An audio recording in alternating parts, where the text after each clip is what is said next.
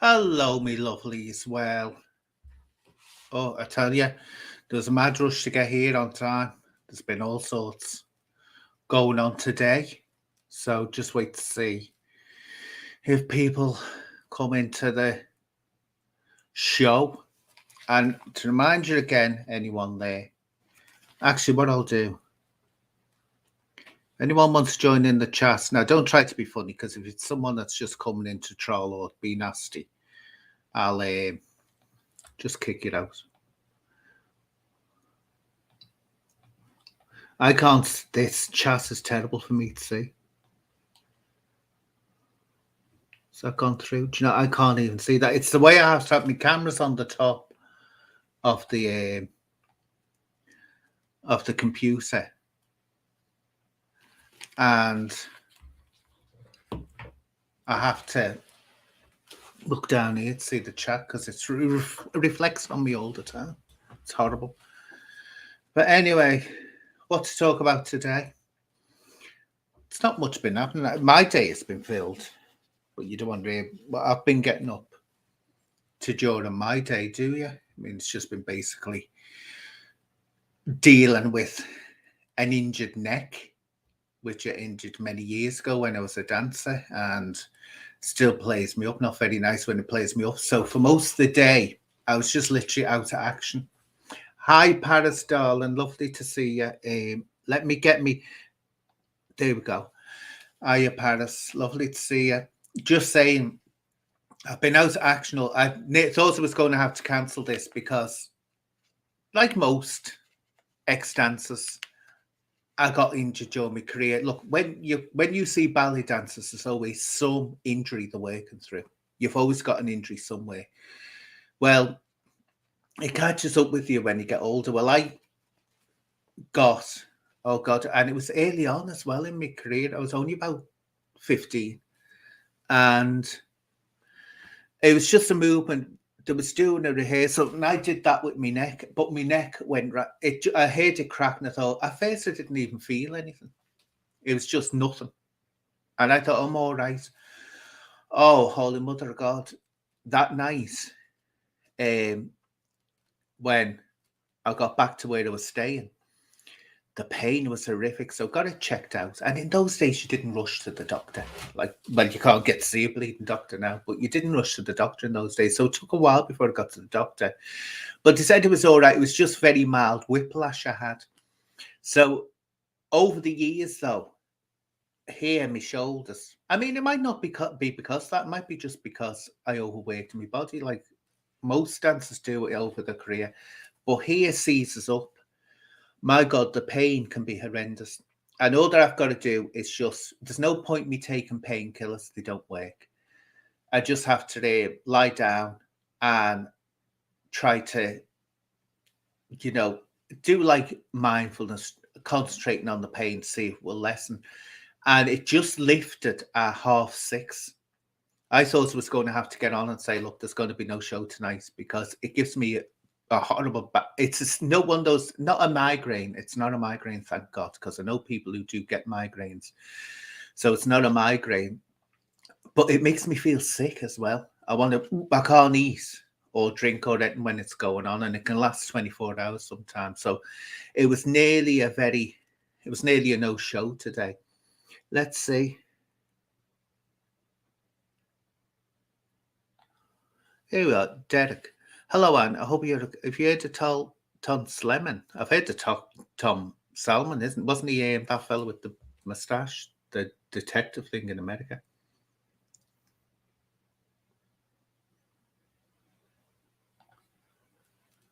Well, Ashley, I don't know. If you sent me a message, did you send me under your name? I don't know. If you have contacted me or not, I get lots. I get lots and lots and lots of people contacting me, not just from. I'd love to say it's because I'm such a famous star on YouTube. It's not, but I know a lot of people. I've known a lot of people over the years, and they'll just come to have a chat by me on email or ask me to advice on how the little darling is going to get through their exams, the ballet exams. So that's what happens. Hello, Johnny Bravo. I would. We don't mention that name. Nikki Cooper. Oh, I've spoiled it now. It's going to. I can't say it now because I've said that bleeding surname. She'll sue me. Hiya, KR. Yeah, it does. And as you get older, it just gets. No, you're a young little chick just hatched out of your egg, Paris. But as you get older, it really catches up with you because your bones start seizing up as they are. But the worst one, I'd say the absolute worst one I have injury is from me tendon on me left leg. Oh, holy mother of God, that I can feel it now. It's like got a big lump on my Achilles tendon. And that again through overstretching. Again happened early on in my career, about 17 when that happened, and I had to get all kinds of attention, surgical attention for it. Now that feels like it's burning at times, and it's horrible. It's like someone has got, well, I wouldn't say like a flame, but it's burns, and oh God, it's horrible. And then it starts going right up my leg. But I got me tendon caught in my knee once, and that was absolutely horrific. It just, and they said you've got overlong tendons. So I don't know whether I can still do it. I can still do it. This is supposed to be a sign of it. Overlong tendons. So that's the, I'd say that. No, I'd say the neck one's the worst because I can get by with the pain in me tendon. But when my neck seizes up and I get that sick feeling and my head starts pounding at the back, that I can't do it and only lie down. It's horrible. Oh, wait a minute, Derek. Let's go. I know who. Oh, I know. Oh, no, I'm not a fan of his. I'm sorry. Tell you why I'm not a fan of his. I read a couple of his books, and for people who don't know, Tom Selman, he's known on Merseyside for writing about ghost stories and mysteries on Merseyside, and he actually did one about Jack the Ripper as well. Doesn't everyone do one about Jack the Ripper? But actually, why I didn't like his books is because I was reading a few of them, and a few of these ghost stories he was coming out with. You'd say to yourself, wait a minute, the person died or something happened to the person in it. How does he know that? Just remember one where he said someone. Now, how he knew this or anyone knew, I don't know. This person during this whole thing died anyway. How did he know what they were doing before they died? They hadn't come back and told anyone, but he came out with this big elaborate frame, what they call him, literary circles frame and the story and all that. And he came out with this big mass. And another one he did with, and I thought, oh no, he's not getting it. But the one he spoke about, I'm sure, which wasn't even Liverpool, it's London, the Berkeley Square Menace or the Berkeley Square Monster thing. Now that is a story that, you know what, people always get it wrong, and he got it wrong. That's another. If you put in Berkeley Square haunting, and you'll see something, but you usually find that people get the facts and figures wrong about it. But I'm not going to put a lady never tells her age, Paris. A lady never tells her age. You do that, but yeah, I'm not. I say I'm not a fan of his stories because I think a lot of it's made up, and he just fluffs it out to make it into something that it shouldn't be. But I was watching one. I mean, let's talk. Hey, that's a good one. It's always good to talk about ghosts and spooky things like that. My experience is very few, actually. And yet I've been told again and again that I'm supposed to be psychic. So why I'm not seeing these things, I don't know. I've been told by I don't know how many spiritualists and mediums, you're psychic. You've got a light there, but you're just not tuning in. And it's like, guess what? I ain't going to start tuning in because I don't want to start. What? If I start sitting there, I'm one of these people, right? Nonsense when people go on about ghosts. Nonsense. Then it gets dark. Yeah, it's not so much nonsense when it gets dark with me. But anyway, I'd say working in the theatre as well, you're going to experience things. But you'd think I'd experienced loads in the theatre. I hadn't. Very rare, actually. But two, actually, that were absolutely startling. And it was like, no, there's no normal or rational explanation for that. I'm sorry. Was the most dramatic one was the Liverpool Now, I better get this right because I've worked in all the Liverpool theatres and I get mixed up which one I was actually in. The Liverpool Playhouse, very, very old theatre, and it's got a reputation of being haunted, and you'll hear all types of people say that they've experienced things there. Well, it was doing work behind the scenes, and it was when they were doing a Christmas Carol, wonderful production of a Christmas Carol they did years back. It was in there, you're talking about over 20 years ago. And they had these big shutters, and I had to operate them. Huge shutter had to come on off stage. Well, there was no way for me to sit, so I had to sit up on this, climb up onto this big tower. But not big tower, this big bit. I don't know what it was for or then. And sit on there, and it was freezing, I remember. And this is Christmas time. I was always freezing cold. And I'd have to operate these two. Anyway, I was sitting there one day, and it's clear as day. We had headphones on because you had to communicate with the stage manager all the time. If there was a cue that something wasn't going on time, because something's always going to go wrong on the theatre production. You won't notice it as the public, but there's someone always running about in a mad frenzy trying to stop a disaster happening. Anyway, what happened was I had my headphones off because I knew that I wasn't going to actually be needed at that point. And it's clear as day, and I'm not talking about a muffled voice or a voice in the distance. I'm talking about a voice right here, and I felt the breath. Now, don't forget, I'm on my own up on a big, I don't know what it was. No one was up there with me, and I could feel the breath. And I can't remember what the name said, but this person said the name. And I thought, and I got on, put my headphones on, spoke to the stage man, said, "My God," said, "did you hear that?" So she went, "What?" I said, "There's something." I said, "Something's just spoken to me up here." And I thought maybe it was a radio signal or something. I was trying to pass it off like that, but I had felt the breath on my face. Anyway, it wasn't until about, 4 days later, a woman came in and she'd written a history book on the Liverpool Playhouse. And so I said to her this name, I said, "Have you ever read this name?" I said, "Oh, yeah." She said, "That's going way, way back." And she said, she said, "Where were you when you heard this?" So I told her where it was. It's where you have the stage door. Well, if you go inside, there was this big built out bit just behind the stage. And that's where I was on top of that. She said, she said, "This used to be built out beyond the stage door." And she said, "The man you've just named, that was his office."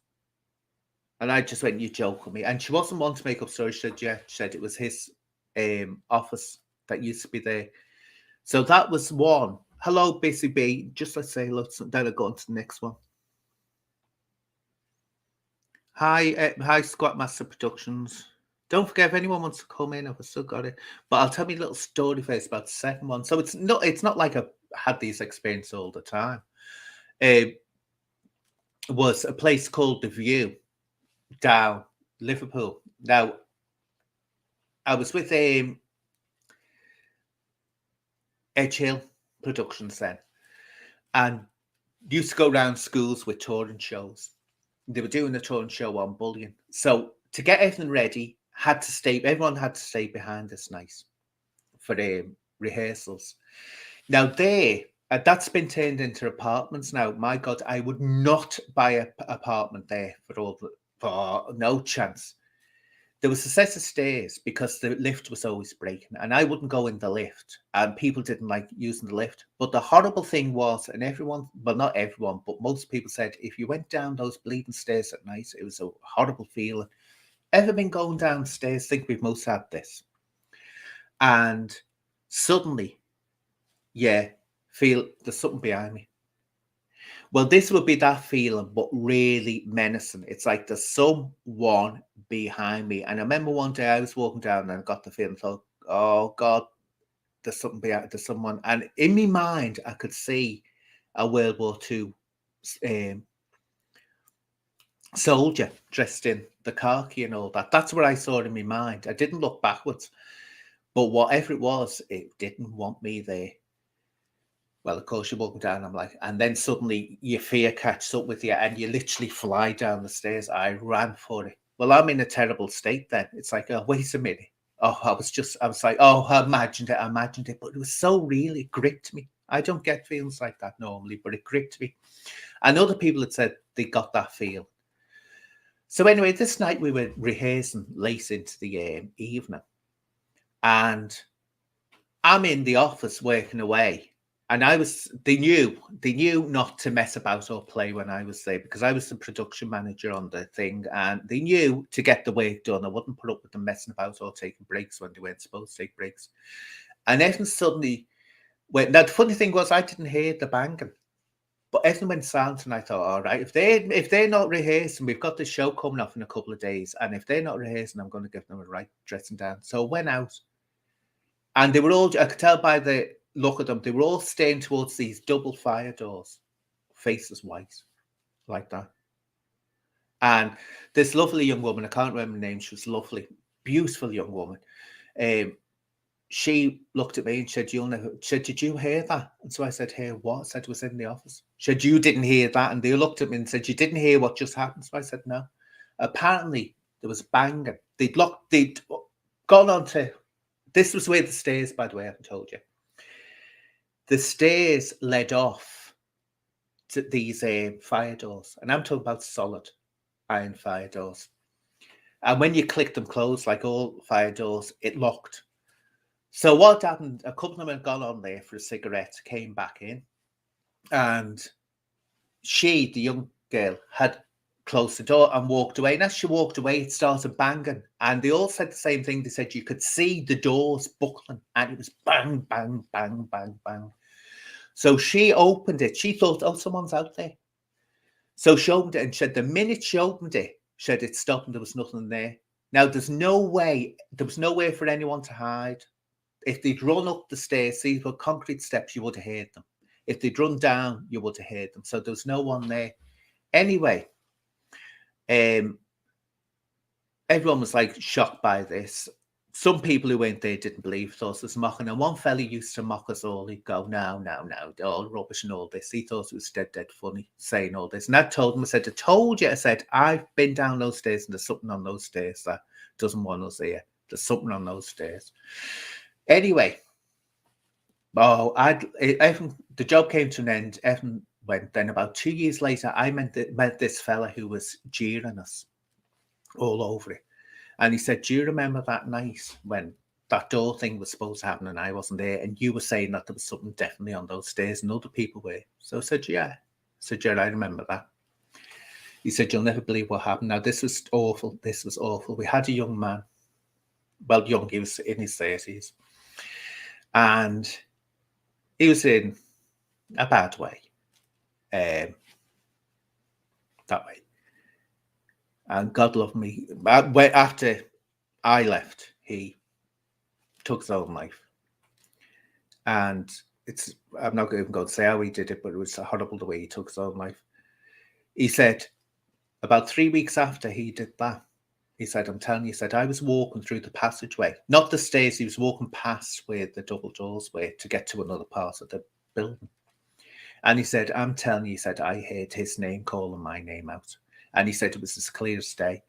Now, this fella wasn't from Liverpool. He had a distinctive accent. I don't know where he came from. So you wouldn't mistake him. So that's and I've heard other like things when I've been in theatres, you'll hear footsteps, but it's nothing you can say for 100%, oh, was that creaking in floorboards or something? But they're the two major ones I had. So there's my ghost story. But if anyone wants to have a discussion, I'm on here. Let's just read some of the.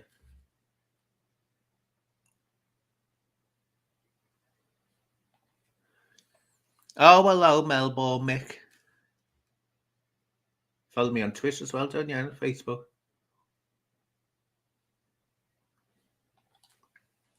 A bit of fear does you good. Don't forget, whatever is, if there's anything walking around here, we're going to be, when we go, we're going to have to get used to them pretty quick, aren't we? Because we'll be the same as them. Oh, a grave digger, no, couldn't do it. Couldn't do it.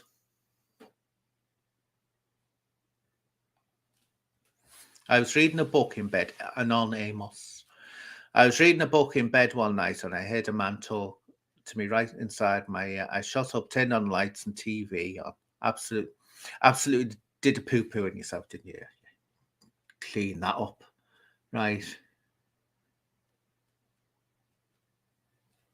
Oh, well, don't forget, we're spirit. This is what I always say. We're spirits as well. If there are such things as spirits, right? And as I say, never say that you know 100%. No, none of us do. None of us do until we get over there. But they're nothing more than what we are.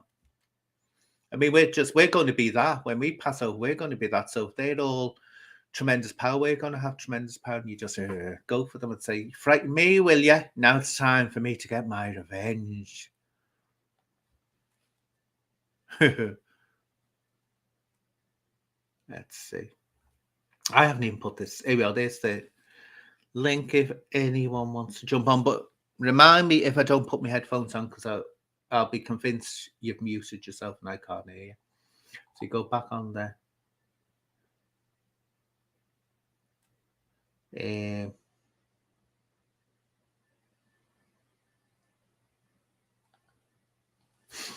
we are, I can say it now. Cooper, the child recruiter. Yeah, we all know what she said. We all know what she said. I won't go into that again. So anyway, looking at what's going on YouTube. Well, didn't I cause a bit of a kerfuffle yesterday? Oh, didn't I cause a bit of a kerfuffle by being offended by something that happened? And people told me off. Well, yeah, I suppose I am an old bleeding prude. I am. I'm an old prude, but, that's me. That's the way things are. I suppose it's a different world now, but, we all do that. Because I objected to hearing someone swearing in front of a little child. When a little child could hear what I was saying, lovely little girl, beautiful manicured nails. Oh, little children. No, you don't swear in front of little children. Well, don't swear in front of adults, actually. It's not nice. Poor little. Oh, they don't need to hear. Look, childhood is too short. Make it magical. Make your children's life magical. And, it should be all things like, magic, you know what I mean. Let them believe in magic and things like that.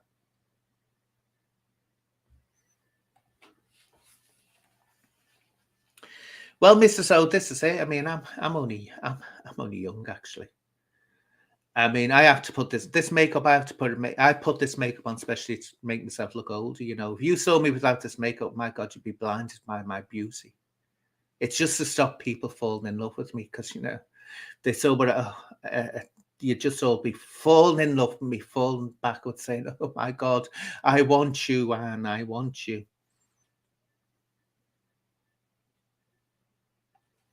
I'll be surprised if he does. But talking about the prince, I'd be surprised if he does. They say that no one's above the law. They are above the law. We all know, don't we? We all know they're above the law, like some lord or MP or minister is ever going to have the same justice as us. Well, I wait for the police. I know there isn't the same. They're protected from being taken to the law. Let's see, what's this one? Well, that's it. It's the fact. To me, it's disrespectful, not only to adults but to children. And we forget this, right? If people want children to respect us, and they want children to go and respect others, you have to give them that. But look, I haven't got children. Good job I don't have children, because I can be too selfish. Let's put it that way. I wouldn't think twice about, oh, well, here we are, we'll get a nanny in to look after you.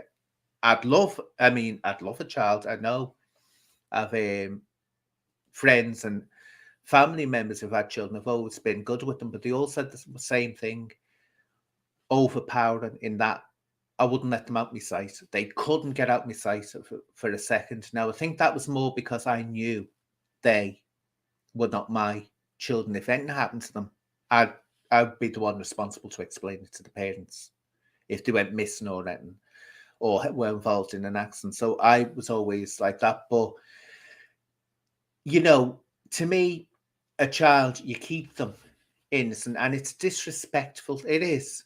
We forget that you can be disrespectful to a child. Just because you're adult doesn't mean you. And people forget that children are in the room as well, and they start swearing. If I've ever seen a child about and someone starts kissing, right, I'll always go, no, don't do that. And this excuse, well, they'll learn it anyway. Maybe they will learn it. You address it there, but you don't say because they're going to learn it that you do it. They're going to learn a lot of things that you wouldn't actually do in front of them, would you?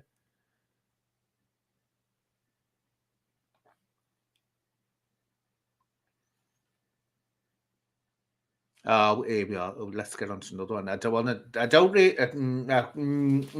Sharon. Yeah. Strange police raid I've ever heard of. The strangest police raid. Just let's put this way. I haven't been tased. Nope. No. But these people think that police go round tasering people for the fun of it. They don't.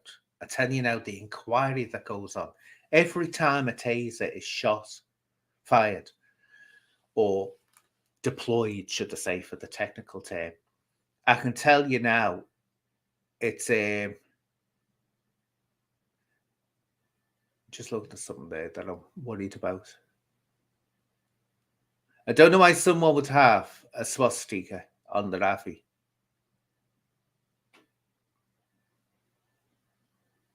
Just like that, yeah, taser and rice. Yeah. Well, if they deploy that taser on anyone, that taser can't be used for 6 years. It has to be put away. So it's expensive if they use it for no reason. They've got to be an investigation by the IOPC, the police watchdog, which is a joke because they're more corrupt than the bleeding police are, the IOPC. So that's it. So they don't go around merrily tasering people because there is a huge inquiry into it because it's assault. It's assault and battery when you think of it, if they do it for the fun of it. Let's see.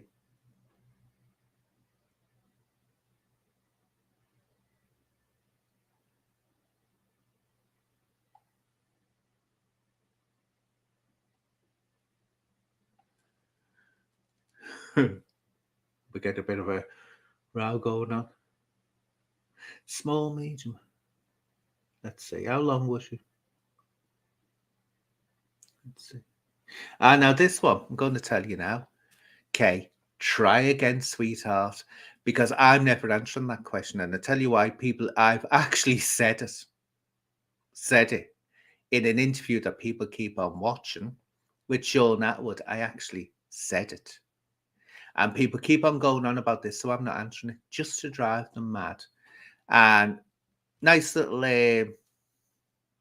chance, Emma, but you didn't get it. So I'm on to you, love. But I don't answer that question because people keep on going on making that some mystery. So there you go. And actually, the answer's out there. The answer's well out there. You get these people thinking that they can get one over on you, honest to God. Let's see now. Oh, no one wants to come in and talk to little old Anne. Let's see, anything else here?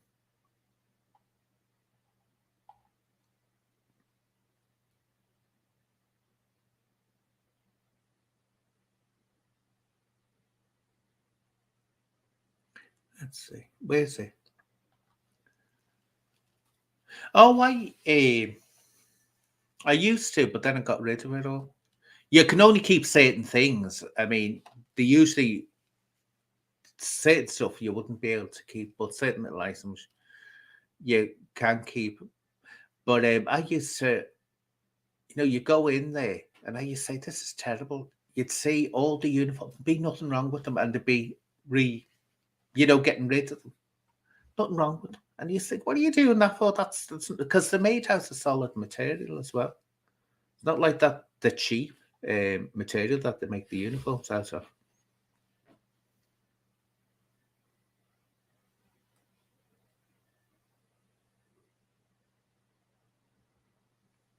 I'll just see, have you? Nope. I say I'm not into it. people think, people have said, oh, you're psychic and all this. I'm not into it like that, because my view is we find out when we get over there. And also this contacting spirits and all this business.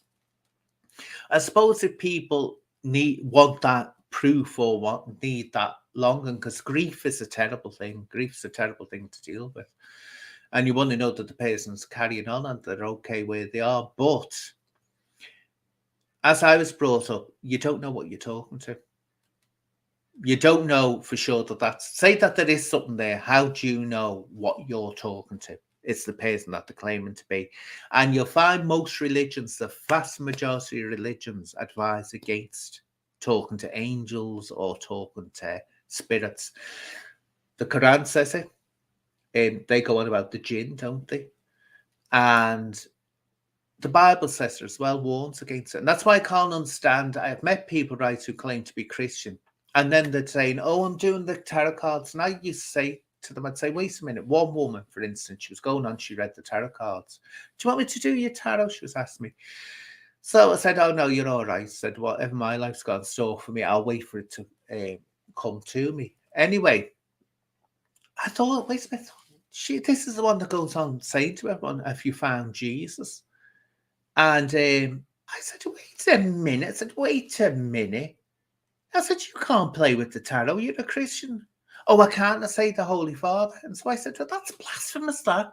I said, the Bible makes it explicit. You are not supposed to try to communicate with the dead or with angels. That's what happened. Wasn't it St. John in Revelations, the one who wrote the book of Revelations? Was St. John, wasn't he? He fell down and bowed to an angel, and the angel told him off and told him to get up and said to him, don't you dare ever bow down like that to an angel. It's only the Lord you bow down to. And that's what that goes on. So I think it's a clash of things. You can't turn around and claim to be a Christian and then start going to play with Ouija boards or go to see psychics or anything like that. Because apparently, as it was explained to me, what it is that you don't know. Look, how many of us on here, right, have been? I've met someone, you thought they're great, they're wonderful. People have said about me, actually, you're great, you're wonderful. Then you see that there can be a nasty side to them that you didn't see coming. You didn't expect that. Now, if we can't tell what is a good and what is a bad human being, how the hell is we supposed to tell something we can't see what it is? And as say the Bible says again, there's good angels, there's bad angels, there's angels that depends what day you catch them on. What they'll be, because they're supposed to be like us, they've got free will. So they're like us. They're not creatures that can't do bad or can't have a bad day. They have bad days, apparently, some of them. They have to get bad days and good days, and some are outright bad. So that's why I don't play with it like that. And I've never heard. I've been to spiritualist churches in the past, Sarah, and you'll just being nosy. Just being nosy, right? And that's it. But only once was there ever told something and I thought, oh my God, I'm not going to go into it because it will betray the trust I have in an old neighbour of mine, and I always swore I'd never speak about it in public. But I went to this, it was actually in Smithdown Road, the speech, years and years and years ago. Went down there and I wasn't expecting, I'm just sitting there and this woman suddenly, oh, no, it wasn't that. We were having a cup of tea in there. That was it. They used to have a little cup of tea and you talk. And that's when they're going on, oh, you're psychic. I can see the aura around you. And I thought, I don't care. I don't want to know. I'm not going to start playing with anything like this. I don't want to know. And she said something. And I thought, there's no way on God's earth. She's just messed me. I've never spoken about this to anyone. And she wasn't even giving me a reading or anything so she could get information from me. We were just sitting there, a few of us having a cup of tea. And she turned around and said, did. And I just looked at her and I thought, how the hell does she know that? There's no way on God's sake, because she wasn't even giving me a reading or anything. So it wasn't like she was fishing for information, nowhere to go. Oh, I heard a P. I can hear a P. And you then tell them what the name is. Oh, I know a Peter. So stuff like that. So there's something in it. But again, because someone can do it doesn't mean it's advisable to do it. Now, I had a Jehovah's Witness saying that once. They said, do you think that these people who do magic and all that can be successful at it? So I said, oh, I don't know. I said, yeah, they can. But he said, it doesn't mean that what they're doing is right. And that's the way I look upon it. Wait until you pass over the other side, and then you'll know. You'll know what's what. And here we are. Let's see what we've got here.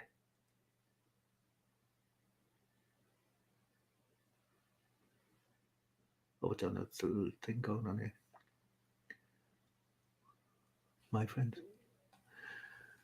My friend's sister was truly possessed. Oh, now this is where, Paul, I take exception. Come on. We're in the 2022. Talking about possession is a load of bleeding middle-age witch doctor nonsense. No, there's no such thing as possession. You talk, then you go down that line, then you start saying that people who are mentally ill are possessed by devils and need exorcism. Exorcism is an abuse of people. That's what it is.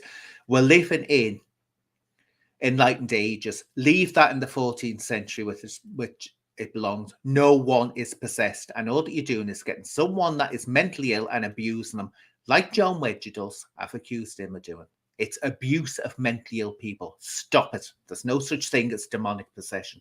End. Next, they'll be burning people as witches. But it annoys me, that one. I'm sorry to respond like that, but no, you don't treat people like that and say that they're possessed. I mean, where does it stop? Because someone doesn't agree with what someone else says. Oh, they're possessed by demons. That's making them say it. We've gone past all those nonsense days. Absolute nonsense. Let's see. Oh, my glasses. Yeah, I should have my glasses. Where are they? I don't know whether I've got them here or not. Oh, here we are. Here we are, Paul. I should have put these on when I was talking to you. There, me. That's when I'm telling people off. That's when Auntie Anne is getting annoyed. That's when Auntie Anne. See, look at that. Imagine seeing that coming at you, giving you a lecture on how you should, what you should do, what you should do. Yes. That's Auntie Anne's home dreams. But there we go anyway. Yeah, nonsense. Nonsense. There's no such thing as demonic possession. It's just people who have mental health issues. Oh, honestly. Oh, am I Paris? The stars are beautiful night. Oh, thank you, darling. Thank you. Thank you, sweet pea. Now, this is a thing, right, that I've had other people saying to me. I'm sure it's very, very rare, isn't it? But I've had people tell me that it's not so rare. I don't know the truth on this one, because I've had people say, no, it is. Because I used to say, when you hear it in the Exorcist, don't you, as well? The Catholic Church don't like doing exorcisms anymore. It's an embarrassment to them. But I have heard people saying that it does go on. So I'm not saying, V, that you're wrong in what you're saying. I have heard, but I was always under the impression they wouldn't do it because it was considered embarrassing. Because as it says in the Exorcist, they know all about mental health issues now. See, people didn't know years ago. This is what you've got to understand, people. When someone had Tourette's or someone was mentally ill, they didn't understand. All that they understood was bad spirits, evil spirits. So when you get someone saying, oh, the person's possessed, it's dangerous. You're labeling someone. Say that you're exercising then, and these demons don't go away. What do you do with them then? Are you going to go in the mental health institutions and start exercising? Such nonsense. Very dangerous. Very, very dangerous. Such nonsense.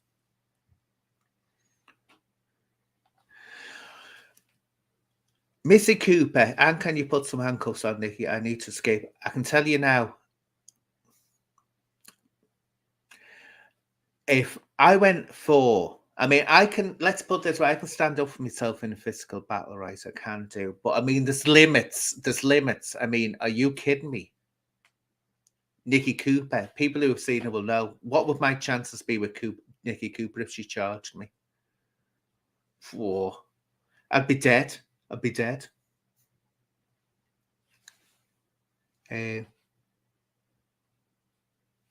Let's see, anything in here?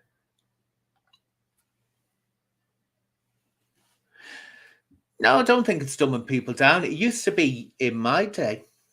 Do you know what? I haven't even put a band on me yet. It used to be, it was years ago. Oh God, when I think back, the rubbish we used to have to put up with in the 70s.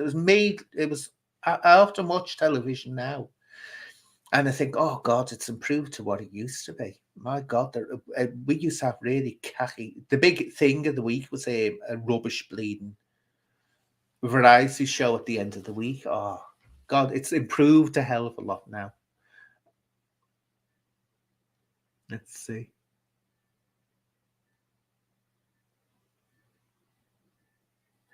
Well, they say, what do we know what they are? I mean, I'm not saying they were actually spirits of people, but it could be, and we don't know. But I remember someone saying that, what's the word to use for things like that? What was it? Oh, I've forgotten the word. I've forgotten the word. It begins with a P, doesn't it? You know that thing that has a term for ghosts and stuff like that, an unusual thing. Supernatural. Yet supernatural. Well, it's only supernatural because we haven't explained it yet. We haven't got it. There's lots we can't explain. There's lots about the physical universe we can't explain. So how we can explain? So I'm not saying that they are ghosts. What I'm saying is we just can't explain what they are. Could be anything for all we know. Oh, the 70s was a weird time. TV was. I just remember being bored most of the time in the 70s with the television. Like Coronation Street, you had that, and it used to go off at midnight.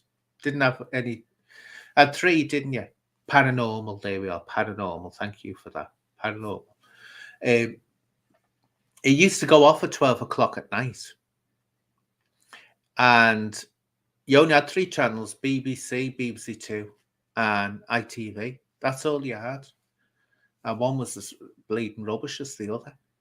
But even at the time, I thought, oh God, this is boring. I must admit, the kids' television could throw up some good ones. That was good. It's much more innocent back then, children's television. And they had a couple of good ones. There was a couple of good dramas. I mean, the 70s threw up some good ones, but when you think of it as once in a blue moon, they throw something good out there. But it's much better now. The variety now is amazing. It's amazing. You're spoiled for choice.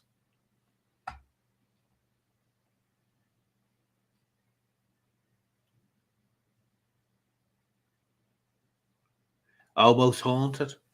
Well, I could tell you, I'm not going to, though. I could tell you a tale about a heated argument I had with one of them, a very heated argument. And I could have got this person the sack from the show, but I thought, no, I'm not doing that. But they say, it's going too far. So I just forgot it. But I had a real row with one of them. But as for Most Haunted, that it happened. I don't know. Doesn't it just happen on cue? It's like a ball will suddenly bounce down or a door will slam. It's like, oh, come on. It doesn't happen like that. Usually when there's cameras about, these paranormal things go silent, don't they? But they always seem to get something. I think I don't think it's genuine. Not at all. There we go.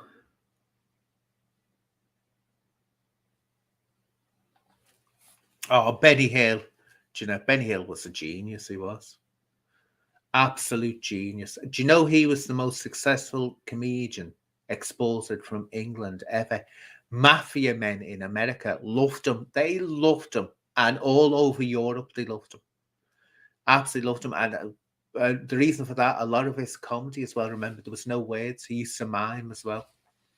But he was a genius. Benny Hill, he was.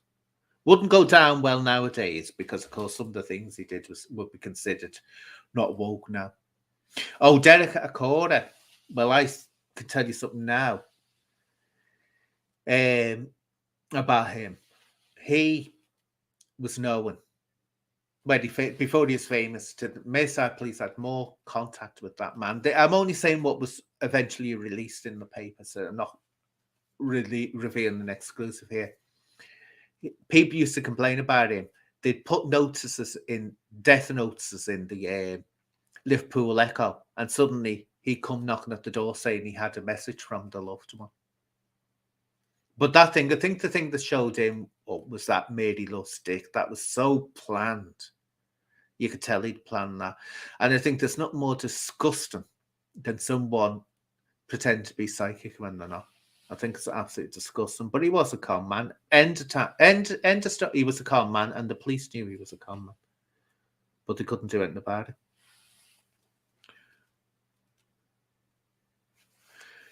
And it's legal for civilians to carry handcuffs in public place. I'm surprised idiots don't go around trying to use them, trying to make sense. I don't know. I suppose it could be legal to have them. See, the thing is, the legality is when you use something. I mean, if you carry a knife, there's a specific law against that. If you carry a knife, but if you're carrying handcuffs, well, you know, or going equipped. I suppose you could get it down to going equipped. They could get you on that.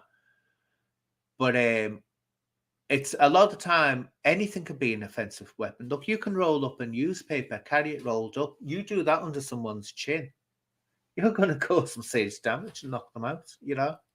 So anything can be an offensive weapon, really.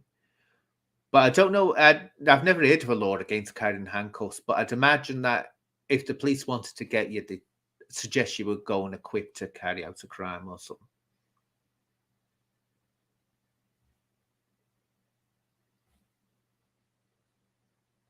Let's see. Minder. Oh, yeah, I used to like that. The way I say, Paris Away, that was the 80s, though, Minder, wasn't it, if I remember it? Am I wrong? I'm sure that was the 80s, Minder. There was some good programs came out. I mean, we're talking the other day, now iconic Abigail's Party was totally iconic. And there was also I Claudius. That was another one. That was amazing. Those dramas were fascinating. And so there were very, very good shows on there. I'm not saying there weren't good ones, but it's just now the variety is much, much more. And of course, you can go back and watch those old ones now. Good evening. How would you pronounce that? Flakes 100. Oh, Derek Corey, yeah, he died a while ago, didn't he? Oh, Steptone's Son. God, yeah, they were funny. They were funny. I loved them. They were so. And it was unusual that, and I don't know whether you'll agree with me on this, Paris. Steptone's Son were unusual for the BBC, weren't they? Because remember, the BBC used to come out with these terrible upper middle class comedies like To the Man Born, which actually was hugely successful. But it was middle class people, where ITV used to do the ordinary people, the ordinary comedies. So yeah, oh God, you'll never be things like Steptone's Son. And of course, then there was the one which is, I doubt you'll ever see, Till Death Us Do Part, Al Garner's. You'd never be able to put that on now, would you? But you know what always gets me about that? And this is the hypocrisy that you get. There was another one called Love Thy Neighbour. That was on ITV. And Love Thy Neighbour was condemned outright in the 90s as being racist, which it was. It had some terrible terms in it. But at the same time, the racist character in it was always made a fool of by the black character. The white character was always made a fool of by the black character at the end of the show. He was always shown up to be an idiot, but it was the words he was using were being used in playgrounds and things like that, which made it bad. Now that you'll never see that surfacing again. You might see it on YouTube or something, shows of it, but you'll never see it on terrestrial television again. But then Algarve, it doesn't get the same battering. And Algarve, he used to say some terrible things into Death Us Apart, didn't he? The character, he'd say some really strong things. So there's this, and I would say this about Jim Davidson as well, and Bo Selector, Keith Lemon, or whatever you want to call him, when he was doing Bo Selector. I always thought Bo Selector was much, much more racist than what Jim Davidson ever was. But yet Jim Davidson gets panned. And he did get a hammering, didn't he, Bo Selector? Whatever his real name is. But this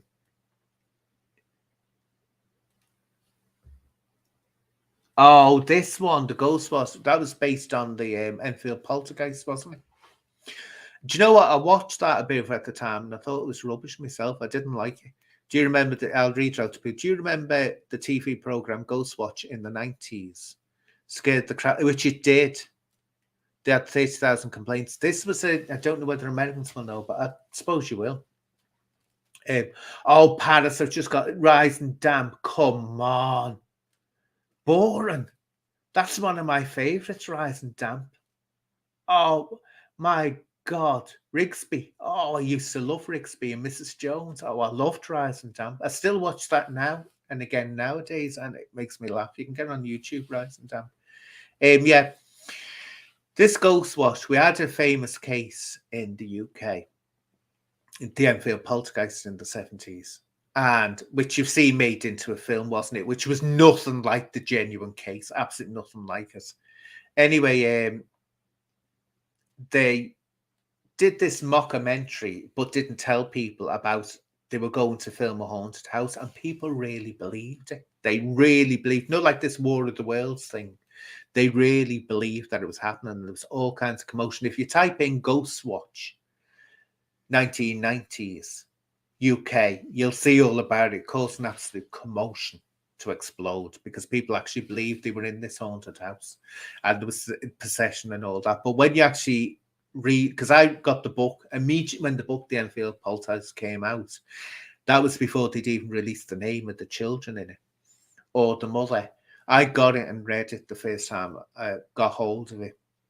And my view on the Enfield Poltergeist, I've always said, I never bought The Voice. I never bought that. I thought that was fraudulent. That was Janice Hodgkinson, the young girl who was all centered around, because if you can watch it, right, you hear the tapes. If you hear the tapes of speaking, she said, my name's Bill. And she's talking with this really harsh voice, which, of course, people say she should have got damaged the throat over, but she didn't.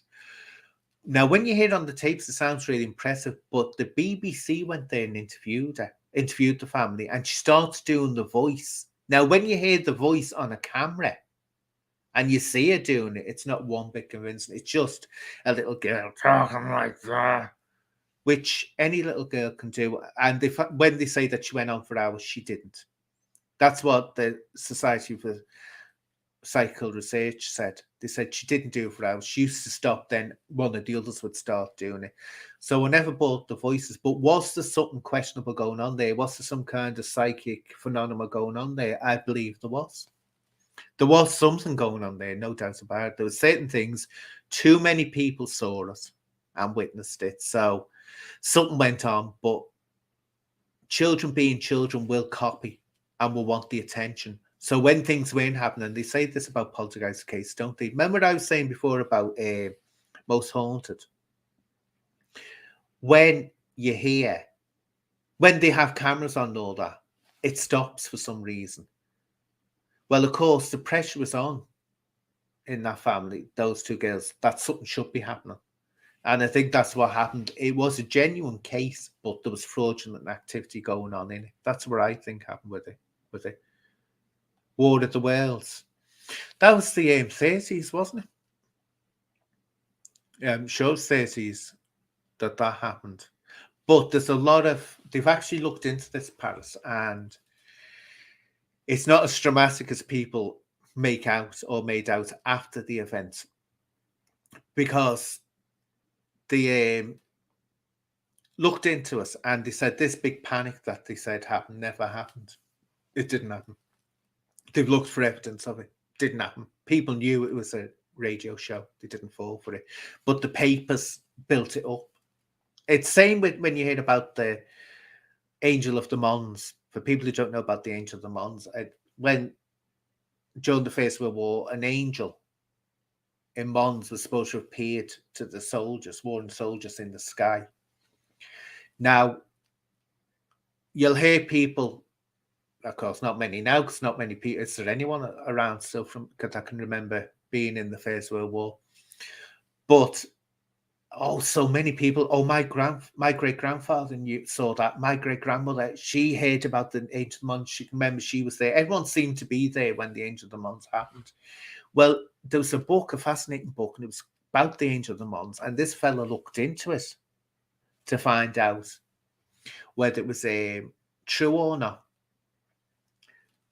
No, what happened was there was a short story printed in, I think it was either the Telegraph or the Times, one of them, called the Archmen,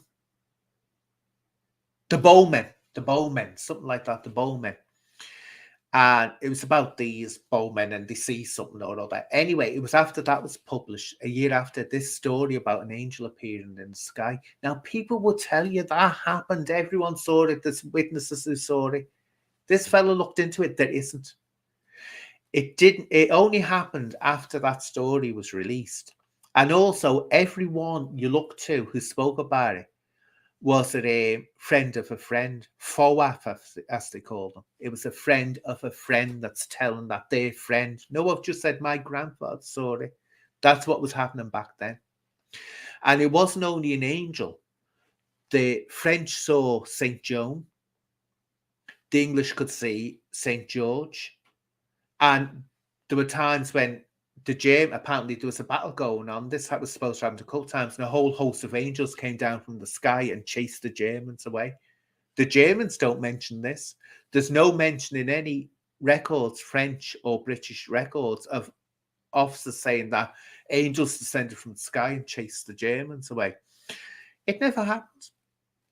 It was a myth that went wild after someone wrote a story, and that's what you've got to be careful of. So the War of the Worlds, when you actually look into us, this broadcaster called Hysteria in America, when they look for evidence of this hysteria, they can't find it. So that's it. Hello, says both shady. So the same. You have to be careful when people say, "Oh, it definitely happened," and I've heard this one, and I've heard that one. No, never happened. It's just that people, for some reason, convince themselves that certain things happened that never did. But that book, I wish I could remember it. Look for a book, The Angel of the Mons, and he went right into it. It's fascinating. And got all these accounts of people who claim to see this angel. And a lot of it came from nurses who claimed that they spoke to soldiers who had seen it. But you could never get a direct source. And when you can't get a direct source, you usually know today it's a lie that's going on.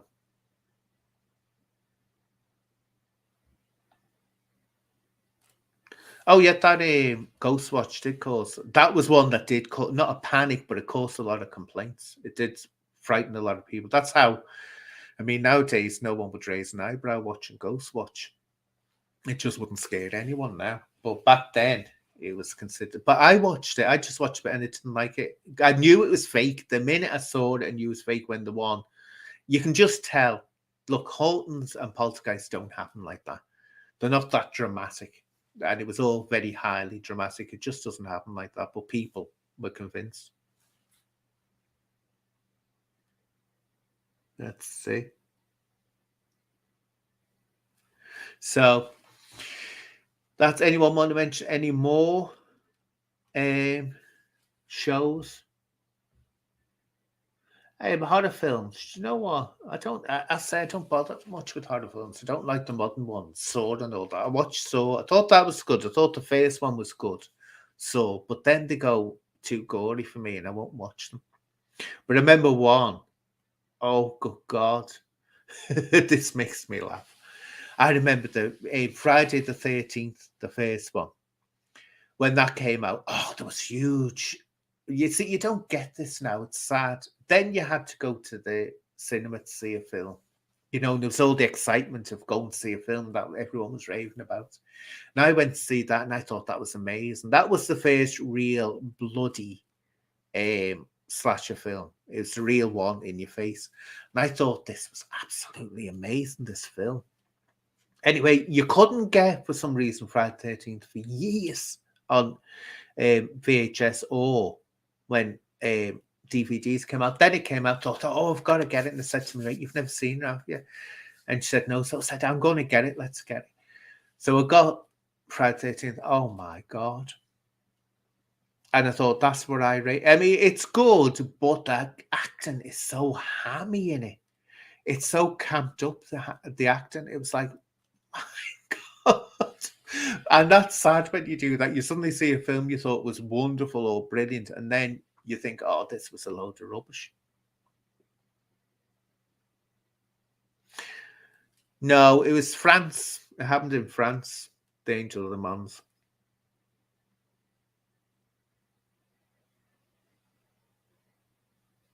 I know what I've heard about that. I'd like to see it. It's going to be somewhere the unedited version, isn't it? Apparently, that is really, that's really strong stuff. But some, as long as it's got a good story to it, it's all right. Like the first Saw film had a brilliant story to it, but then it just becomes an excuse for gore, and that's what I don't like.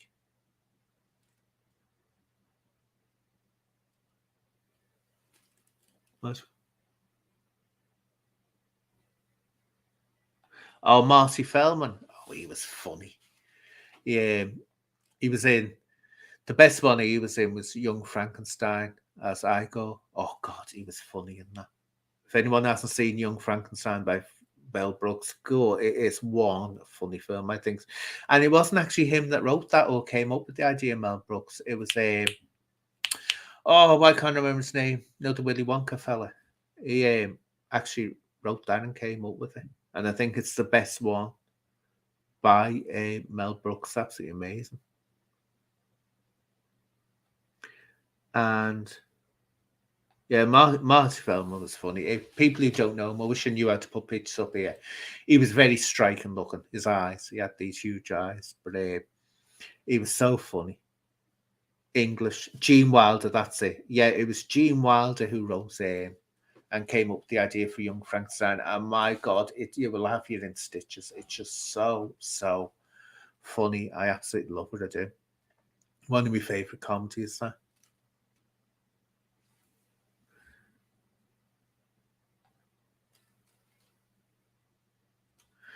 Someone saying hello to Cecil, whoever that is. Oh, you know. Let's see. Oh, do you know?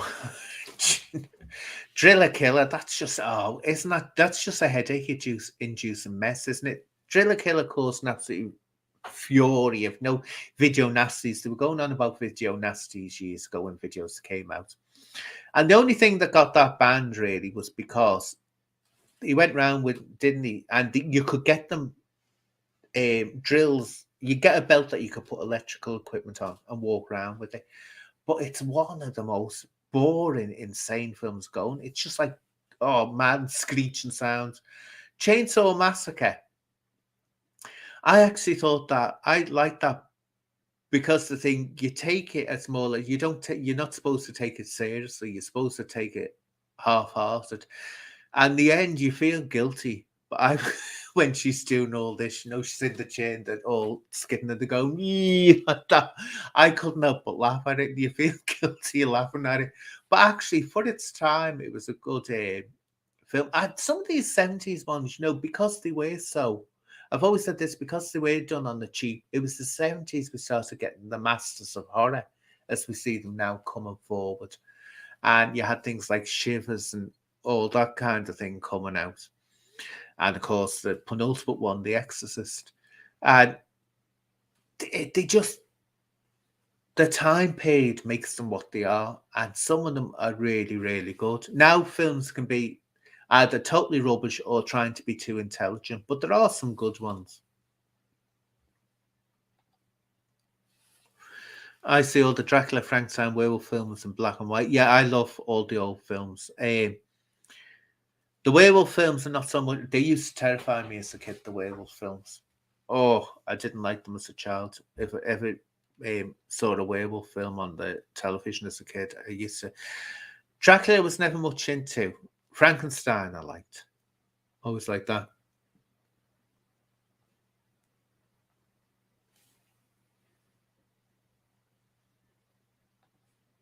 Yeah, the Texas Chainsaw Massacre, wasn't it?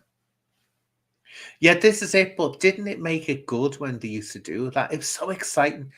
Could anyone afford to do that now? I mean, it was expensive for people back then to make films, but now with all the technology, for a group of people to get together and make a film, because the demand's so high now. I mean, what was the one that I thought was, thought, how come that got so famous? Do you remember the Blair Witch Project?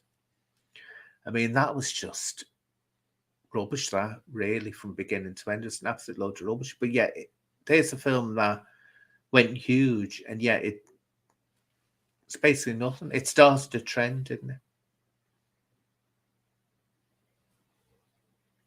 It wasn't only cheap, it was, I mean, the only bit that got me was right at the end. I won't spoil it for anyone that hasn't seen it, but it was right at the end. I thought it was spooky because you see that character, someone like that at the wall, and I thought that's the only bit I thought was creepy.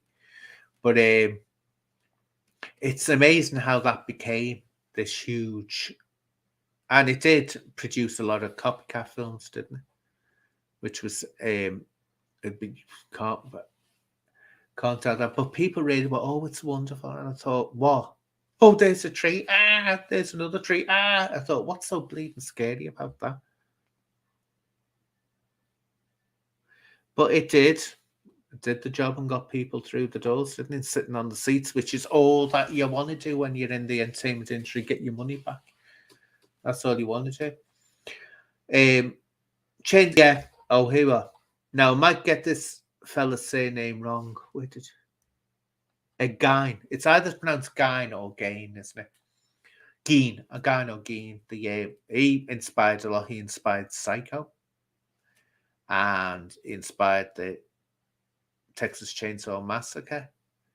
He inspired a few, but Psycho was the one that's most famous that he inspired, and that was the one that he was found with all kinds of body parts in it. Oh, he used to make things out of human skin. It wasn't. He did turn out to be a murderer, but at first he was just robbing graves and taking the bits and. Ugh, God. Oh, wait, well, someone saying did.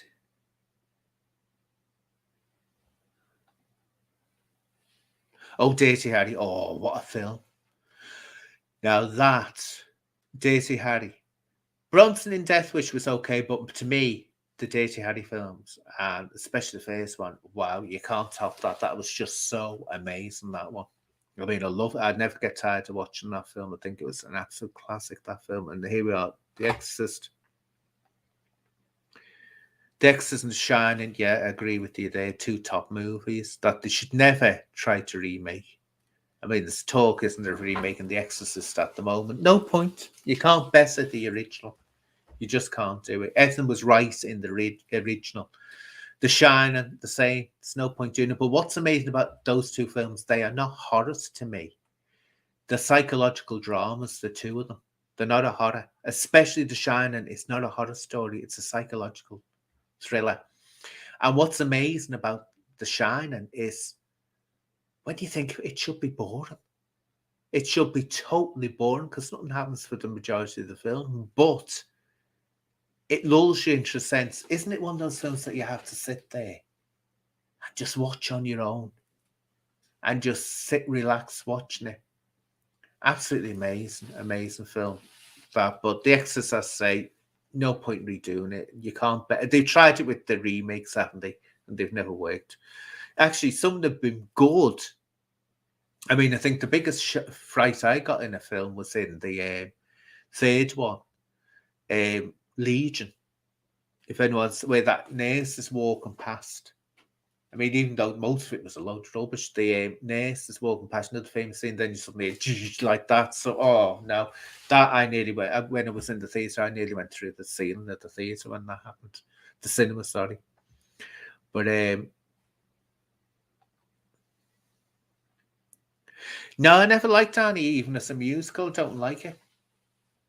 The only one, the only one song I like out of is well, say it's Hard Enough Life, Hard Knock Life for Us. That's the only one I liked. Well, this about the shine and writing the novel. Stephen King was furious when he saw the film. He said they've ruined me. He said they've ruined my book. They've totally. He hates that film. He hates it. But I have to say, when it comes to the what's it called, Carrie, the film, the original 1977 film with Sissy Spacek and Piper Laurie, that was much better than the book. And you can get that happening in time to improve. The film was much better because I read the book before I saw the film, and because I was too young to see the film, but I was about 12 when I read the book. When you see the film at the end especially is nothing like the book. In the film, it's just the thing goes up in flames, doesn't it? That when they're having the party in the school. Whereas in the book, she sets the whole place afire, the whole village or whatever, this town on fire, and she doesn't die the way she does in the book, and her mother doesn't die. Her mother just has a heart attack in the book, which the film made it much better. I thought the film was much better. Carrie. Which is it? The Rock Hard Show. Oh God, yeah, classic. Again, I don't know, maybe you could redo it, but they were talking about using a woman as Frankenfacer. It won't work. You don't have after they already. Oh, there was a talk, wasn't there, that they were going to use Marilyn Manson. Now that would have been good if Marilyn Manson would have been Frankenfacer. That would have been absolutely amazing. Clockwork Orange, didn't like it. Again, another one I went to see. I saw that in France because it was banned in England, and that I thought, oh God, I just couldn't see where it was such a controversial film. I didn't get it at all. Actually, that wasn't Christ in the cupboard. That was Saint Sebastian. I don't know. I might be wrong. Someone correct me. I know it wasn't Christ. It might have been Saint Sebastian with all the arrows, because Saint Sebastian was the one that was shot with that. He was crucified and shot with arrows.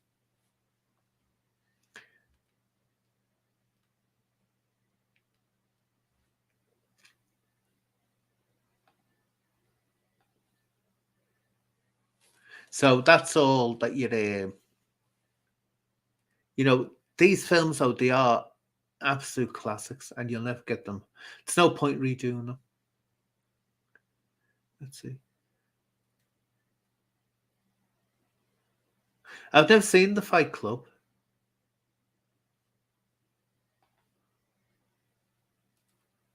Maca Paca. Oh, isn't that thing out the night garden? Maca Paca. It's cute, that.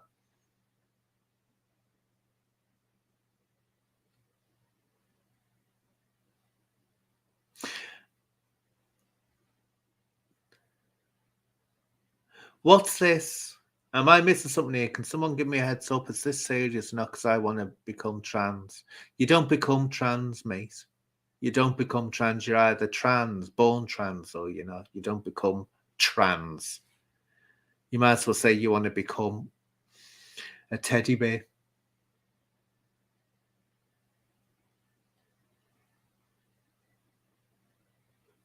Oh, here we are. You've just reminded me. Can't believe we have mentioned Greece.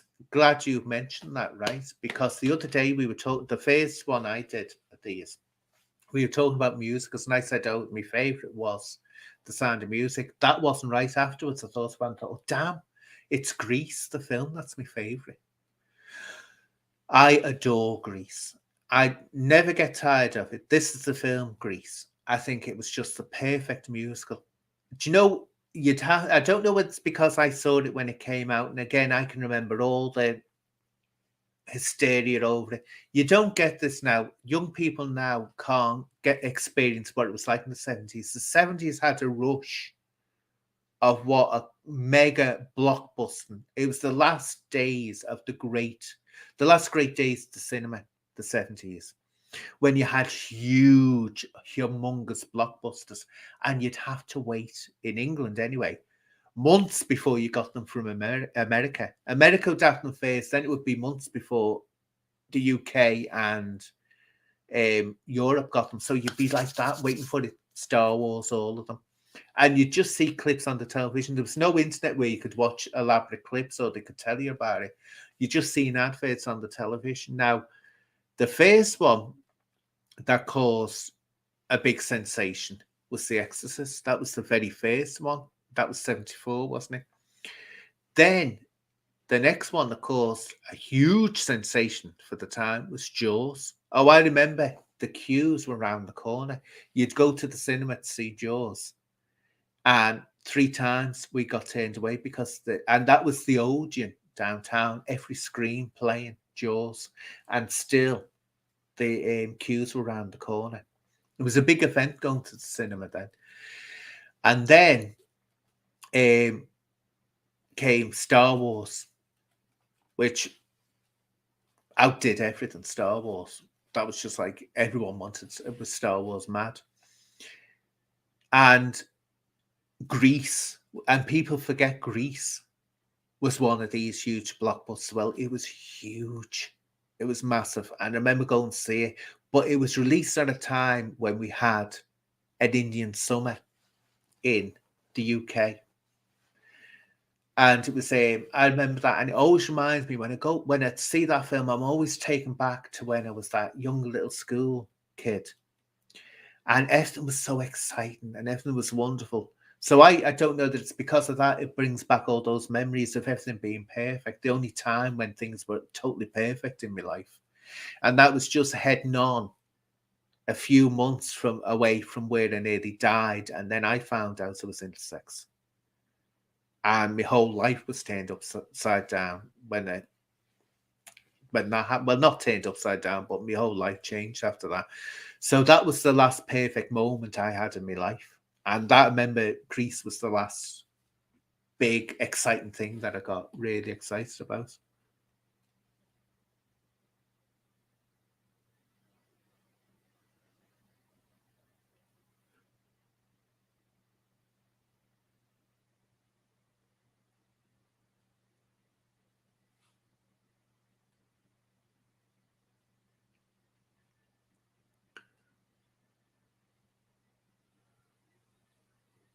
Let's see. Oh, yeah, Jaws was huge. It was massive. See, people think of Star Wars and all that, but Jaws caused a huge sensation when it came out. And the head scene. Well, you see, that was spoiled for me because people had told me about that. They said, "Ooh, this head scene." But I remember one lad was sitting a few seats away from me, and you know where he's in the cage, and you suddenly see the dark shark coming out of the darkness. He nearly went through the roof. But you're right, everything was quiet, and the cinemas were full, brimming to the full. You could just see a fog. And remember, then you could smoke in the cinemas as well. So there'd be a haze of smoke, people smoking all the way through it. Oh yeah, it was a. You know, you don't get that now. And I think people miss out. Going to the cinema was a huge, big event then. It was amazing. Where now they're just knocking them out. Then you don't have that build up, that excitement. It was. I'm glad I experienced that time. The last of the huge. I mean, look what happened with Titanic, right?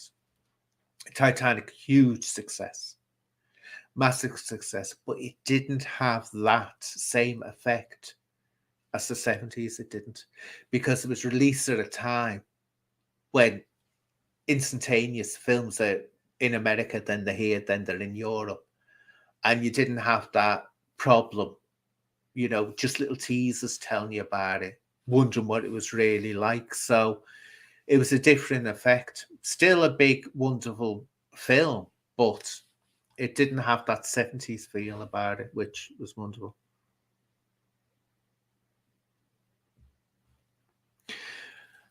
Do you know, Fight Club, you're an idiot. And I'm going to tell you that I don't even know I'm not even explaining this to you. You're an idiot. And I'm going to, say this for other people's benefit. See, you just said you found out you were intersex, but you said to me I'm wrong for wanting to become trans. You don't become trans, you idiot. And you don't become intersex. Intersex is physical. It's a hermaphrodite, as we used to be called. I didn't know because all the differences were internal. And then I found out when I nearly died because the ovary came, matured, and it nearly killed me. But I'm sorry for calling you an idiot, but you're an idiot. And I'm not sure you're not here just to try and upset Paris. Hannibal Lecter was great. Silence of the Lambs. Yeah, I liked Silence of the Lambs.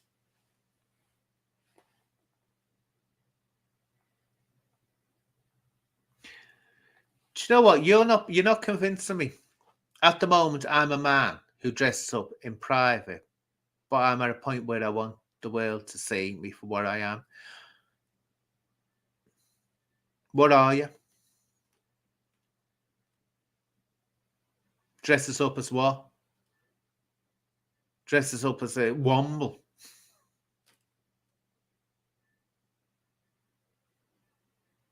Do you know, honestly, you just get people, don't you, like that?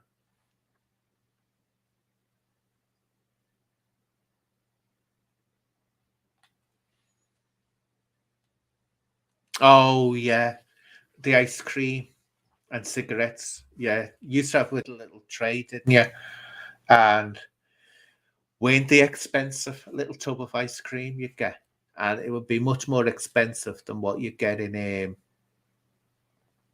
if you bought them in the shops. Be much. Oh, that was a must, wasn't it? But what used to hate me was when someone would get what you call it, popcorn. You'd be like, stop it, I'm trying to watch the film here. I remember all that. Oh, there were special days. Remember the chairs used to have the little ashtrays on the back of them. Oh, the way the world has changed. But yeah, it's totally different now. But I used to like going to see the IMAX 3D. I managed to get to see Thingo in 3D, Titanic, which was amazing the way they did that, and seen other 3D ones. Tell you what was a lot. Though it wasn't in IMAX because it wasn't released in IMAX for some reason. There was some dispute over it, which was awful. Tim Burton's Alice in Wonderland. Oh, that was awful. Why mess with a classic book?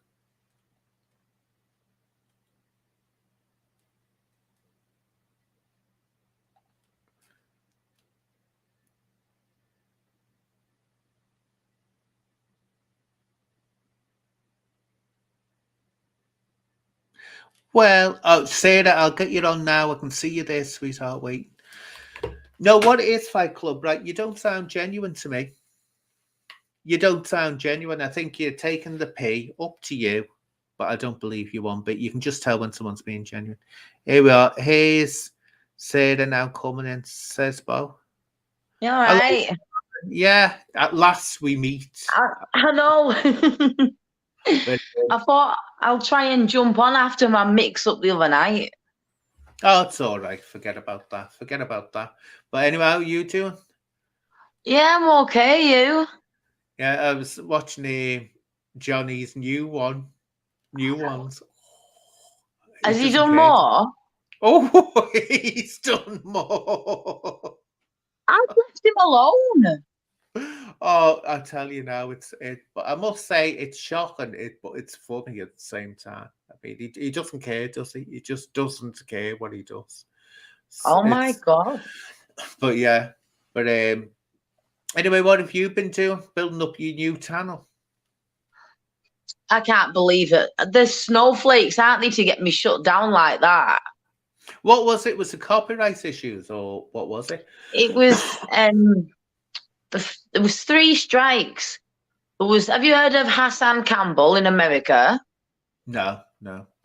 Well, he basically like says he's an ex-gangster and does like conspiracy theories and stuff.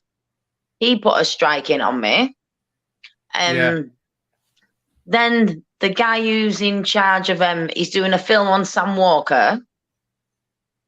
Yeah. He put a strike on me, but it wasn't Sam, because Sam contacted me himself and said it was a film company.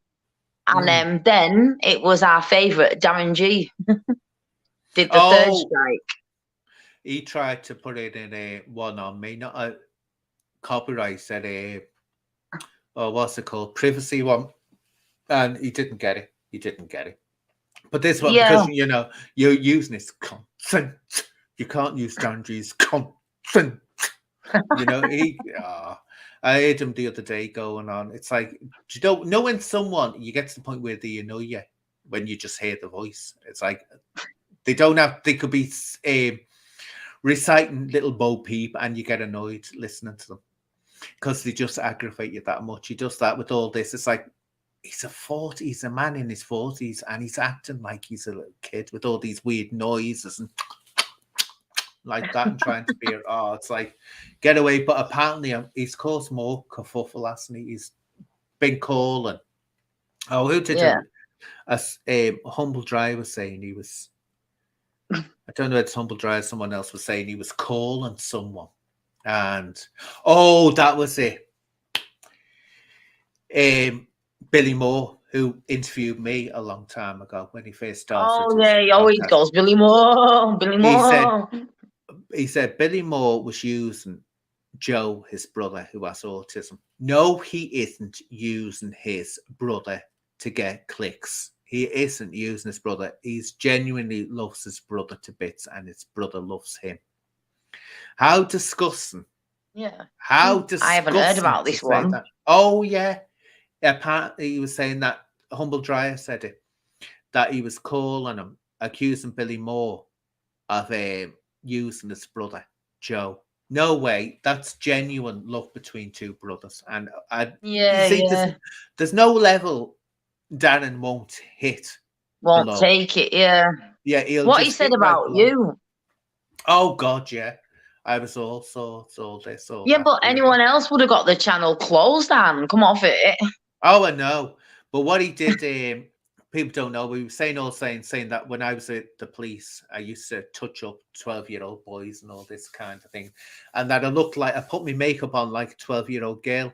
Well, say that I have to take his word on that because I don't go around watching 12-year-old girls. Yeah. I don't watch and see how they put the makeup on. Obviously, he's an expert on that case, you know. And what I admire about him as well, I really admire about Dan G. You know, when he was going on about how he doesn't gang bang girls anymore.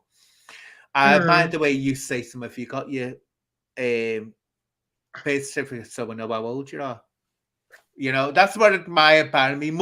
I know he must have asked them for the birth certificate when he was doing things like that. Honest to God. But it's just a walking contradiction. I actually used to support him at one point, ages ago. Oh, I never did. Well, actually, when he first started through it. Yeah, well, Humble Dry was saying this. He said he used to support him. I think a lot of people did. But then you started seeing the real R&B come now, and it's a nasty person. And as I've said before, there's a reason he has to be careful coming down to Liverpool. Yeah, I know a lot of Scousers and they haven't got anything good to say. No.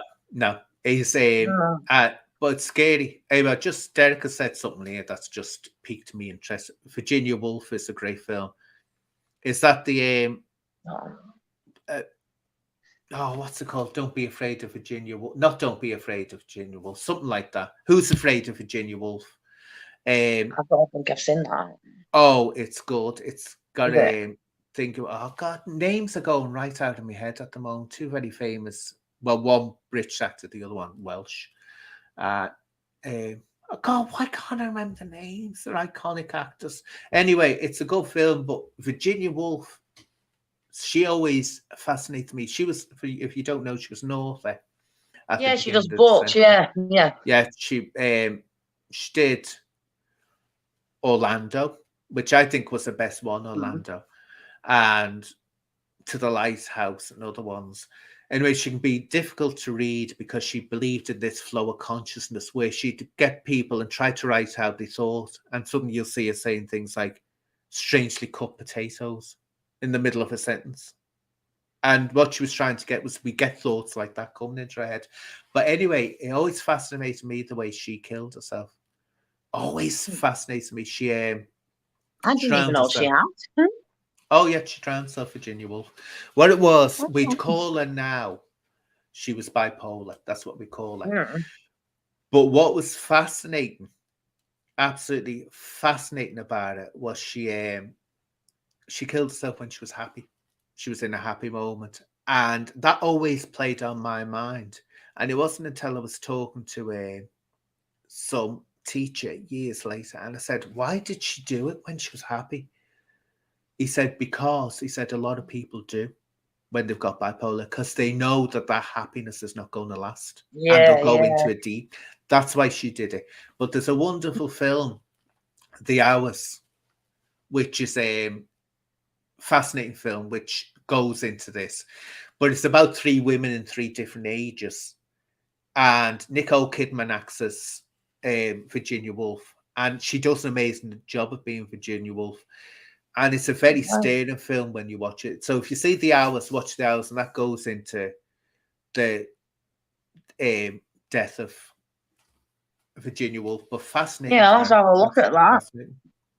And you can see a few books on it. Let's see. Oh, Elizabeth Taylor. That's it, Elizabeth Taylor. That was who was in All right. Who's Afraid of Virginia Woolf. Oh, it's good. It's like she's an alcoholic in it. And it's absolutely brilliant to this. She was a great actress here. Absolutely amazing actress. Let's see. Just looking at the comments. So what, any news for us, Sarah? Any news? Oh, I'm trying to think. Oh, I got a really strange knock off the police this morning, you know. Oh, what over? That I do not understand at all. I don't get in you. the slightest. The police knocked on my door this morning early, read out a piece of paper to me. I need to go to the solicitors. I was like half asleep. And now I'm thinking, what the hell are they literally on about? Really? So they just knocked at your door and read out a piece. Yeah. Was a warning, a harassment warning? They do that. Yeah, they do. It basically said that. What's it say there? I saw you've been toiling to sleep. Hope you're good. Having trouble to sleep. Yeah.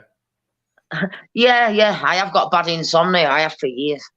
No, they knocked on the door and said they'd had information that oh my God, it was like involved in gangs, organized crime, firearms, drugs. I was like,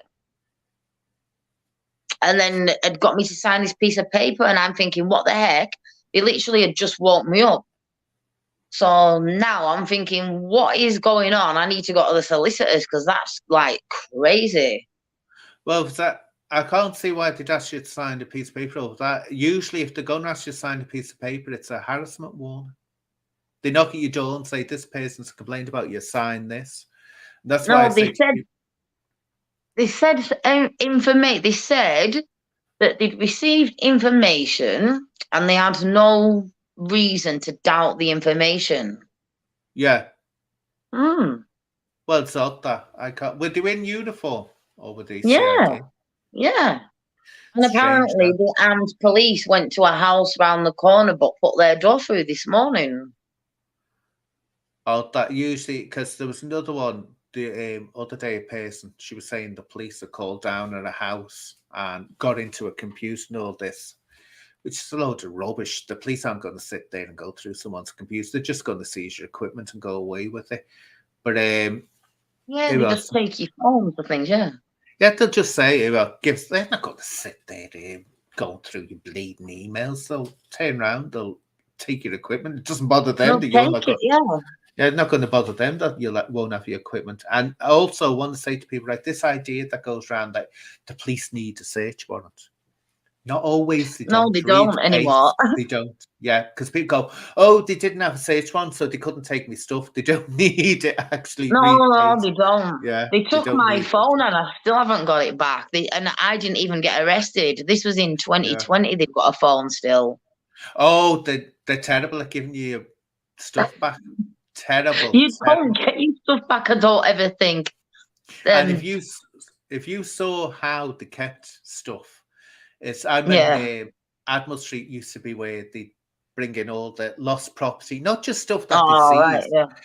It'd be, excuse me, lost and found, or found property, you should call it, really, that's been found. And they bring it in, and the things that you people lose, and they never come into a police station to ask Never for it. come and get. No, Yeah. you know these bikes, Sarah, you know these bikes, right? The top grade ones that cost thousands, where you can pick it up with your little finger, it's that light, and they have those big wheels, Yeah, and yeah. electric ones. People, but they'd be found right handed into the police, brand new, and no one would come to claim them. Now You're they'd be joking. honest to God. And what was absolutely sickening was what the police used to do. They used to have the police auctions, or they donate these bikes to children's homes because no one came to collect them. Do you know health and safety stopped them doing that? And now they have to put them in the skip and get them trashed. Health and safety, thousands and thousands of pounds worth of bikes that could go to children's homes Yeah. are absolutely trashed and put in. Or they could go to the auctions and they're not allowed to for Yeah, health that's and bad, safety that. reasons. It's disgusting. But Yeah, with food as well, yeah. yeah, I tried to get some cakes in Tesco. It sounds silly, but it was like 8 o'clock. And she said, oh, I can't let you have one, health and safety. And I said, what are you going to do? You know, she had a big bag of food she was going to throw away. And I said, what are you going to do? And she went, put it in the bin. I said, what? You're not going to give it to like homeless people? And she was like, we're not allowed to anymore. they're not allowed to. I thought, that's disgusting. Yeah, Morrison's wanted what Morrison's were going to do, cleaned out. I mean, they're called bins, but really they're clean.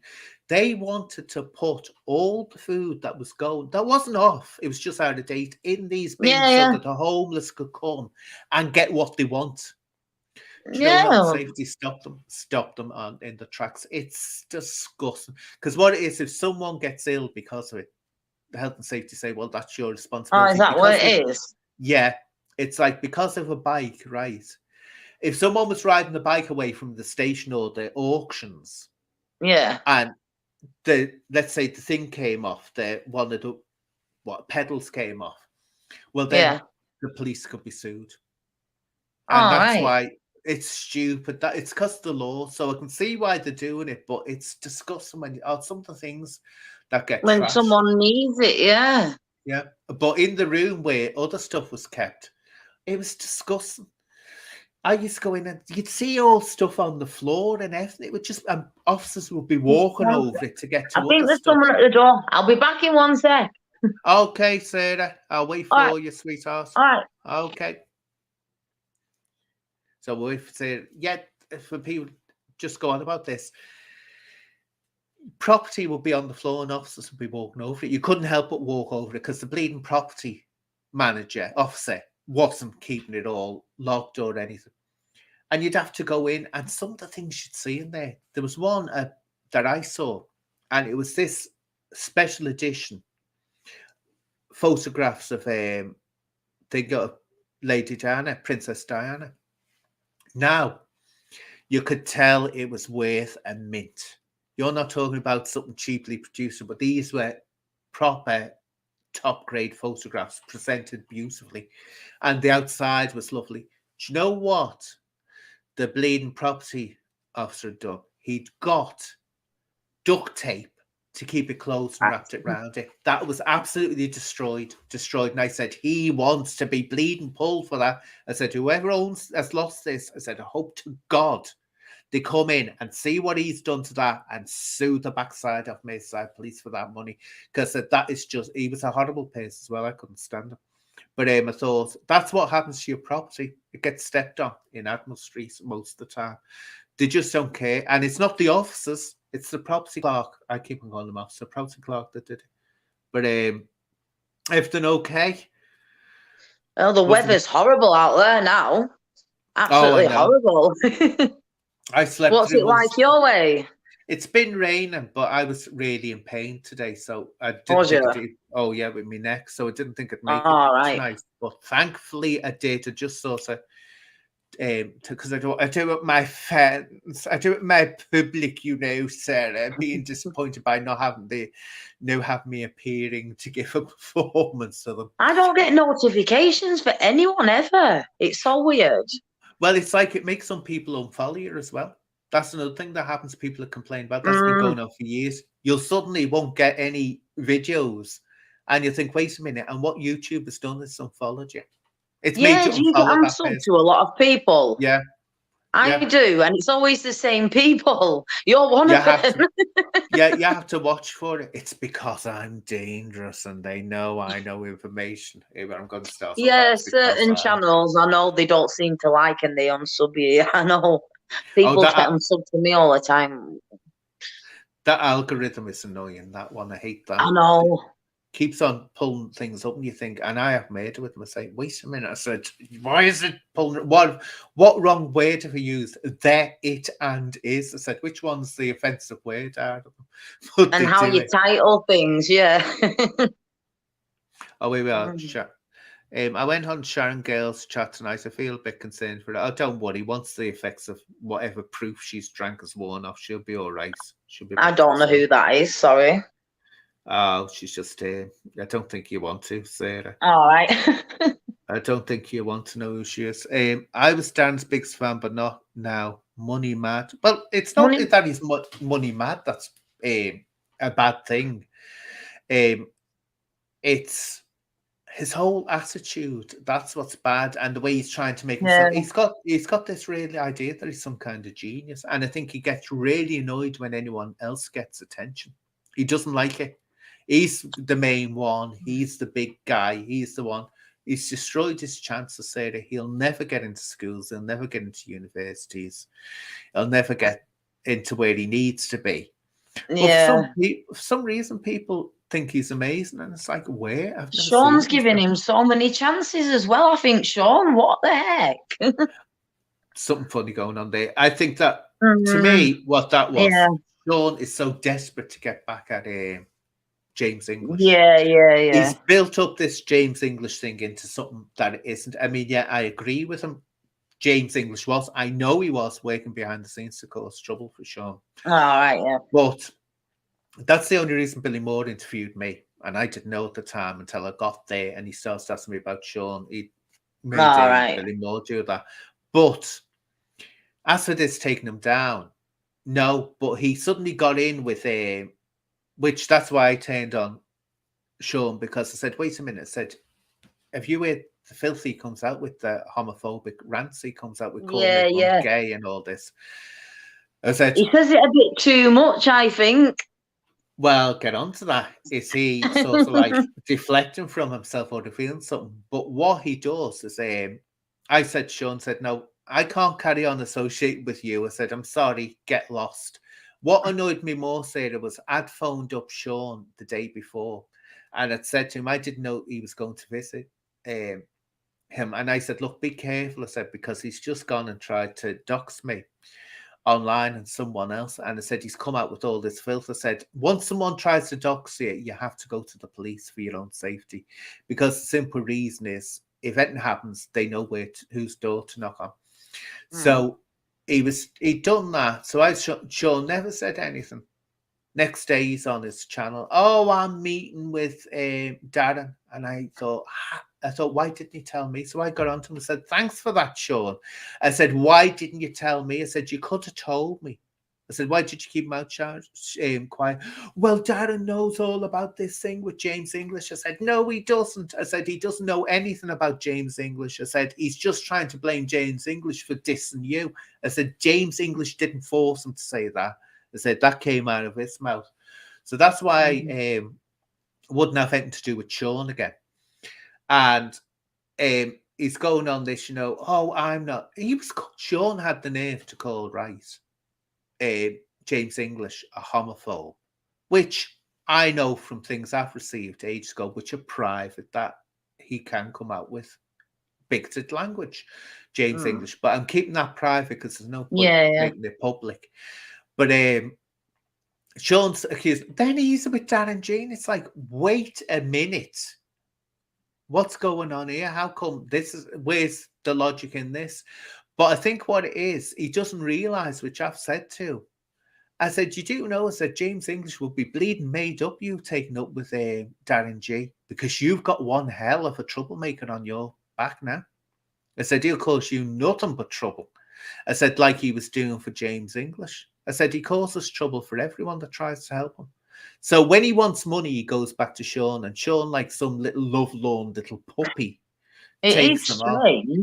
Oh, it's odd. It's the names he calls him, and then they're best friends again. I put that on Sean's channel. I did comment that. But they say what's going on there? I mean, why the hell would now? Yeah, there's something very, very odd going on there. But you just have to let him get on with it. It's not not doing him any good. But he wants to see. Sean wants to blame James English for everything. That's I kept on saying to him. I said, no, I said, you're not taking responsibility. He says that he takes responsibility for what he did over Daddy Gates. He doesn't. He does. I've taken responsibility of what I did. I always say I regret now the whole releasing the whole Daddy Gates scandal. I regret it because it didn't achieve anything positive. So I do regret that. But he won't, even though he says he wants to push it all onto James English as the big bad guy who did this. All that James did was more or less a bitch slap to him, and that was it. There was no big, huge effort to bring him down and destroy him. It just wasn't. So that's a bit daft. Anyway, what's this one? I know you're all having little conversations, but some of them get me attention. Yeah, she seems sidetracked a lot lately. I like a commentary on the Archer stuff. Funny and intelligent. Well, this is it. She's doing Archer. I know this is talking about Gail again. Oh, right, yeah. Yeah, she does, but it's nonsense. It's total ranting and going on like an idiot, which doesn't. Why? What does she do? What's the channel about? Well, that's the question. She has a drinking problem. You can tell that. And when she's sober, she's all right. But when she gets drunk, she gets very offensive and says all kinds of things and starts telling all kinds of lies. I had to run in with her over a year ago because something so simple, Sarah, you wouldn't believe it. She was trying to get Brian Harvey from E17's attention. She was desperate to get his attention at one point. And she kept on shouting out his name. So I thought, yeah, get on with it. You'll regret it. Darren G is just like, I mean, Brian Harvey is a watered down version of Darren G. More sensible than Darren G, let's put it that way, but a watered down version of him. So to cut a long story short, she was doing that. But then the Daddygate thing exploded. And Alan, can't even remember his name.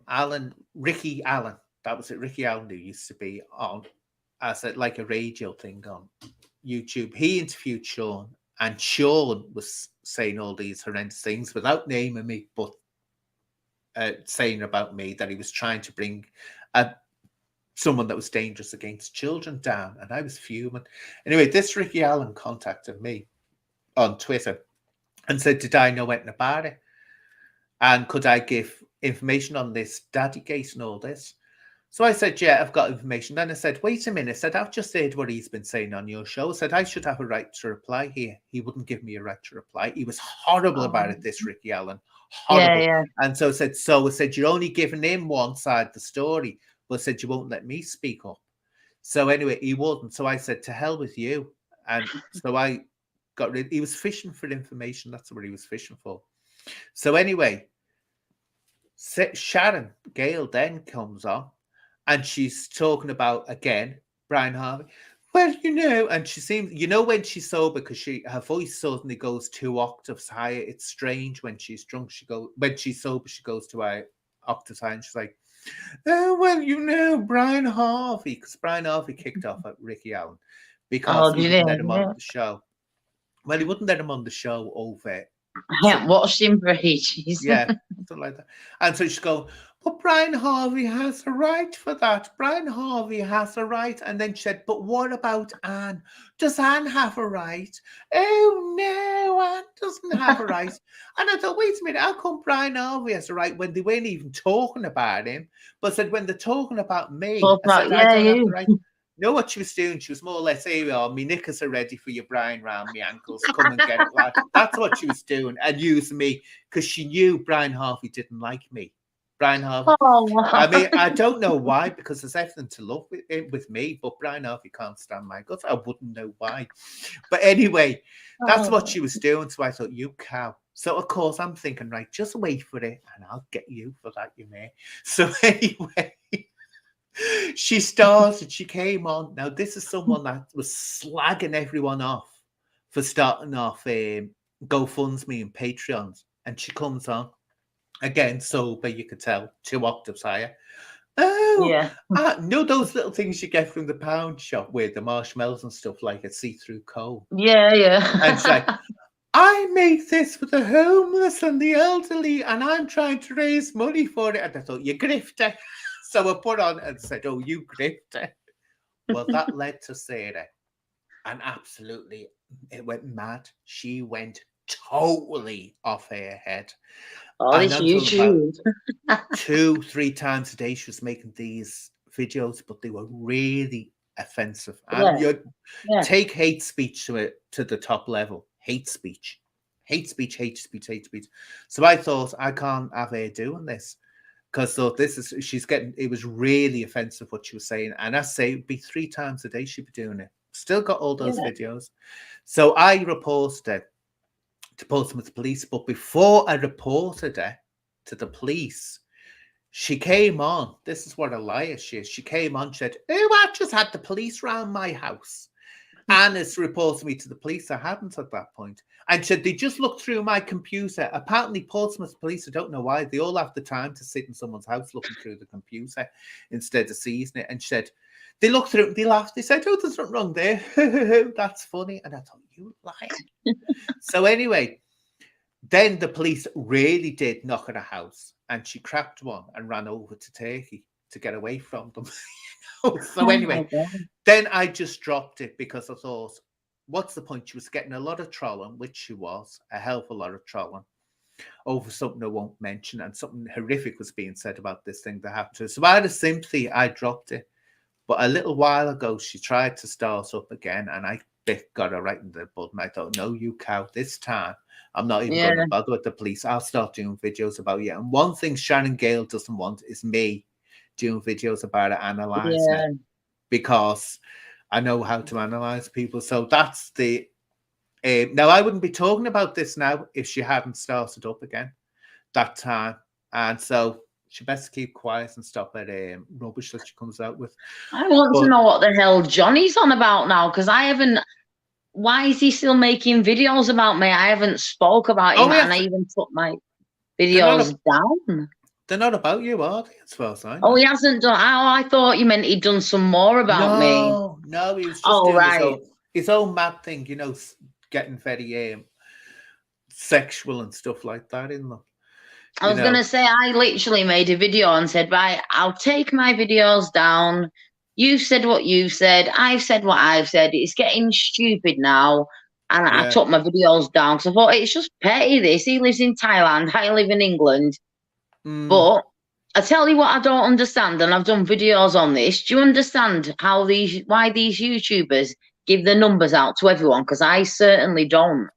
Oh, I don't know. I've never worked that one out at all. Because you can be really weird. You can be doxed by it. That's what can happen to you. So I don't know why they do it at all. I haven't got a clue. So, Craziness. but again, it's easy for people, and this is what I was saying the other week on the other day on my channel. Know when people are coming through and they're being all friendly and all nice, and you don't know whether they're going to start asking you for personal information. And I get Exactly. people now saying, "Oh, I want to send you a gift." Genuine people, I know they're genuine, but I'm not going to give them the address. Give you know a that one. dress, exactly. Yeah, that's it. So you just you have to be very, very careful on the internet, and it's so easy to give out information that you're not realizing that you're giving it out. That's the thing about it. Just read some of the. Let's see what. Oh, that's about Daddy Gate. I don't know what Brian is saying. Oh, look, this one. This is about Brian Harvey in his red rooms. Look, right. It wasn't all that long ago. He was saying that Andrew was set up. It's been set up. Now we can remember that that woman, Ghislaine, was there. You know, it changes with whatever he thinks will get the attention on it. So that's what you take from that. I think it was real myself. But I mean, no doubt there was a red room, and no doubt he did see what he's seen. But is he doing this because he's wanting to save poor little children? No, he isn't. He's doing it for no other reason, as far as I'm concerned, because he wants his £1 million over the alleged hacking case. And so because people are ignoring him, he's trying to get attention by picking whatever he thinks will get attention. And people used to go for children being abused because that's an attention grabber.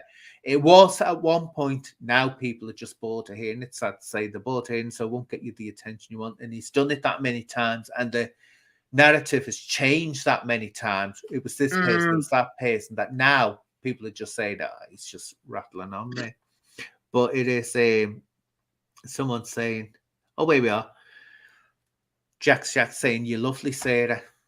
Thanks. I can't see the chat when I'm on here, because if you press the chat, the screen just goes off. So, because I'm on a phone, not a laptop, I think it's different.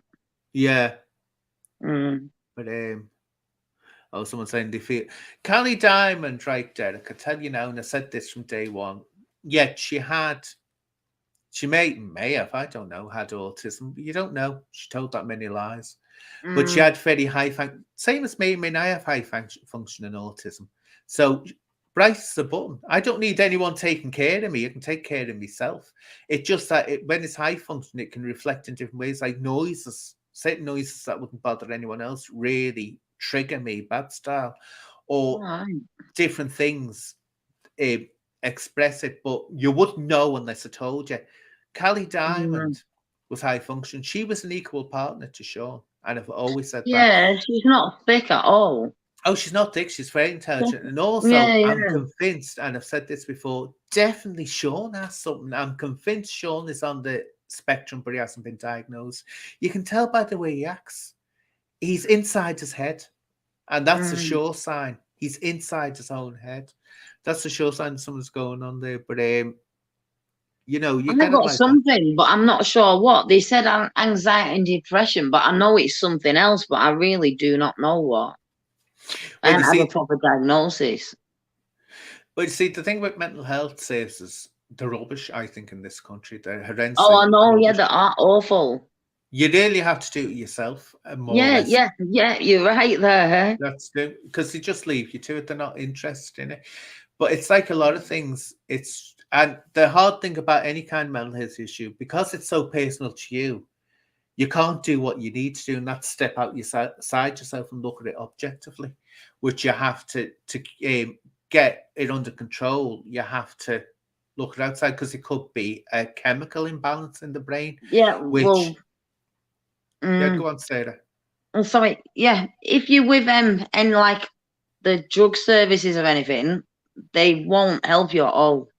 Yeah, I'm not interested. They just say that it could be down to anything that you might take. Yeah. And but I said to them, well, often the reason that people use something is because of mental health issues, but they don't want to have that conversation. You see, the problem is when it comes to drug taking, I learned this when I worked for the probation with users on treatment and testing orders. Oh, yeah.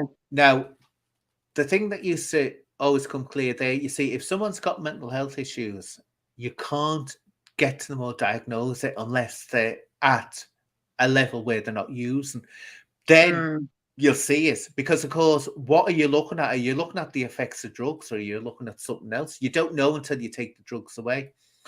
And one thing that happens as well, you get, they'd be on the treatment, and a lot of them, many of them did get off it. They eventually got off it. And when they got off it, suddenly all the problems would vanish. Some of them, it wouldn't. So you can never say, is using a part of mental health, or is it a result of using? Worse. Yeah. Yeah. Is it a result? And you have to keep on saying as well, this is what I found about people who were on drugs. They get to the certain stage where they get upset, they have to take it. They get anxious, they have to take it. And I'd say to them, look, being anxious or upset is a natural response to a lot of situations. If something bad happens, if someone's rude to you, say that I turn around now and I start giving you a load of abuse and you get upset about it, that's a natural response. You don't need a drug to cure that. You don't deal with it. Yeah. You don't need medication. Whereas if you get that in your head, is this a natural response, and deal with it? Just look at getting angry, getting upset. You wouldn't be human if that didn't happen. But what people who take drugs tend to want to do is blank that all out. And you've got to find out the reason. You've got to find out the reason. They had a background, a history, a bad history that they're blanking out. And that's the only way they can do it. You see, also I have to say, I've never, ever, ever, ever taken drugs in my life. But I always say, there for the grace of God, go I. If I've been surrounded by that. I never had. I swear to God. I never condemn anyone that actually uses drugs, because I say to myself, no one wants to be hooked onto drugs. They don't. I don't know a person, or I've met one that didn't mind using it. But most people, when it gets to the point where they know themselves that's it's a problem in their life, they're not doing that because they want to. It's to get through the day. Yeah. In other words, as they say, at first it's a hit, then it becomes a coping mechanism. You're just taking it to get to a level where you can cope. And that's where it becomes an absolutely mad issue. But the services aren't good enough. They're not. And I say nothing unless you've got money. Yeah. The people are willing. And also, you've got to get in trouble before you're even offered any help. You've got to be on a treatment and testing order. And all that is just once a week, come in.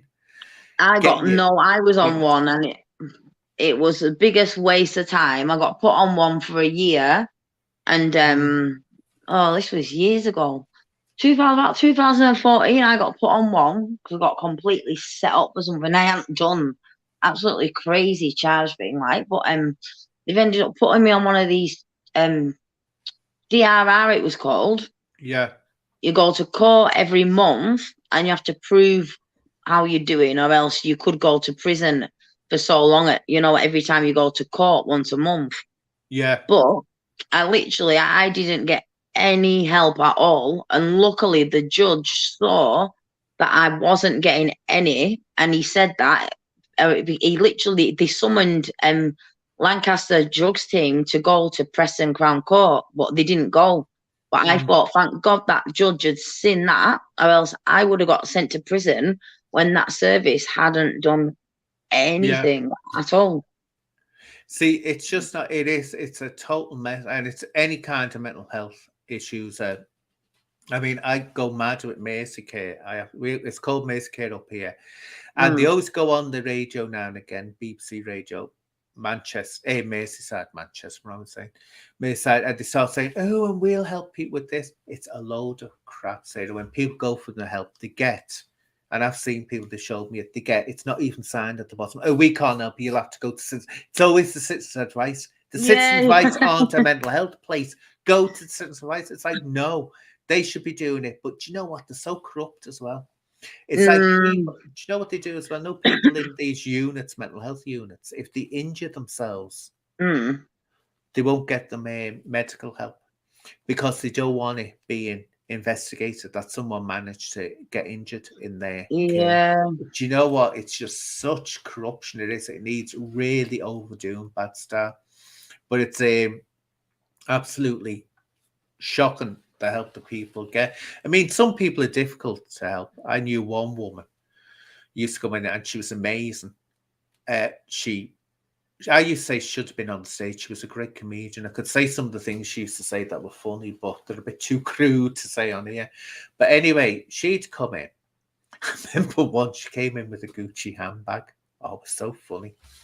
And this is one that I can tell because it's not so crude. And she put a Gucci handbag on the thing, and I was dealing with it.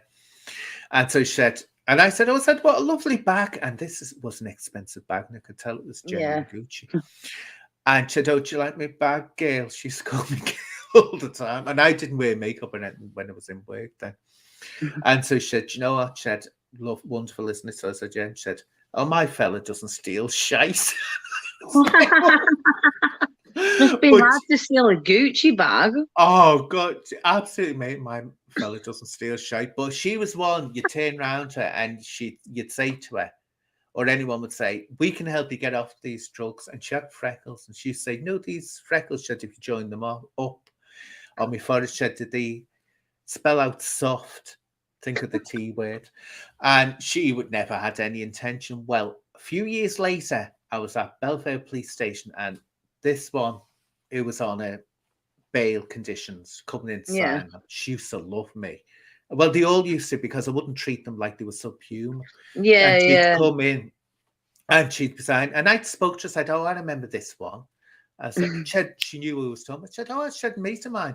She said, she'll tell something, she said, she's off the drugs. And I said, no way. I said, would she be off those drugs? She said, she is. She said, what it was, she left a fella. It was like a no bad boy fella.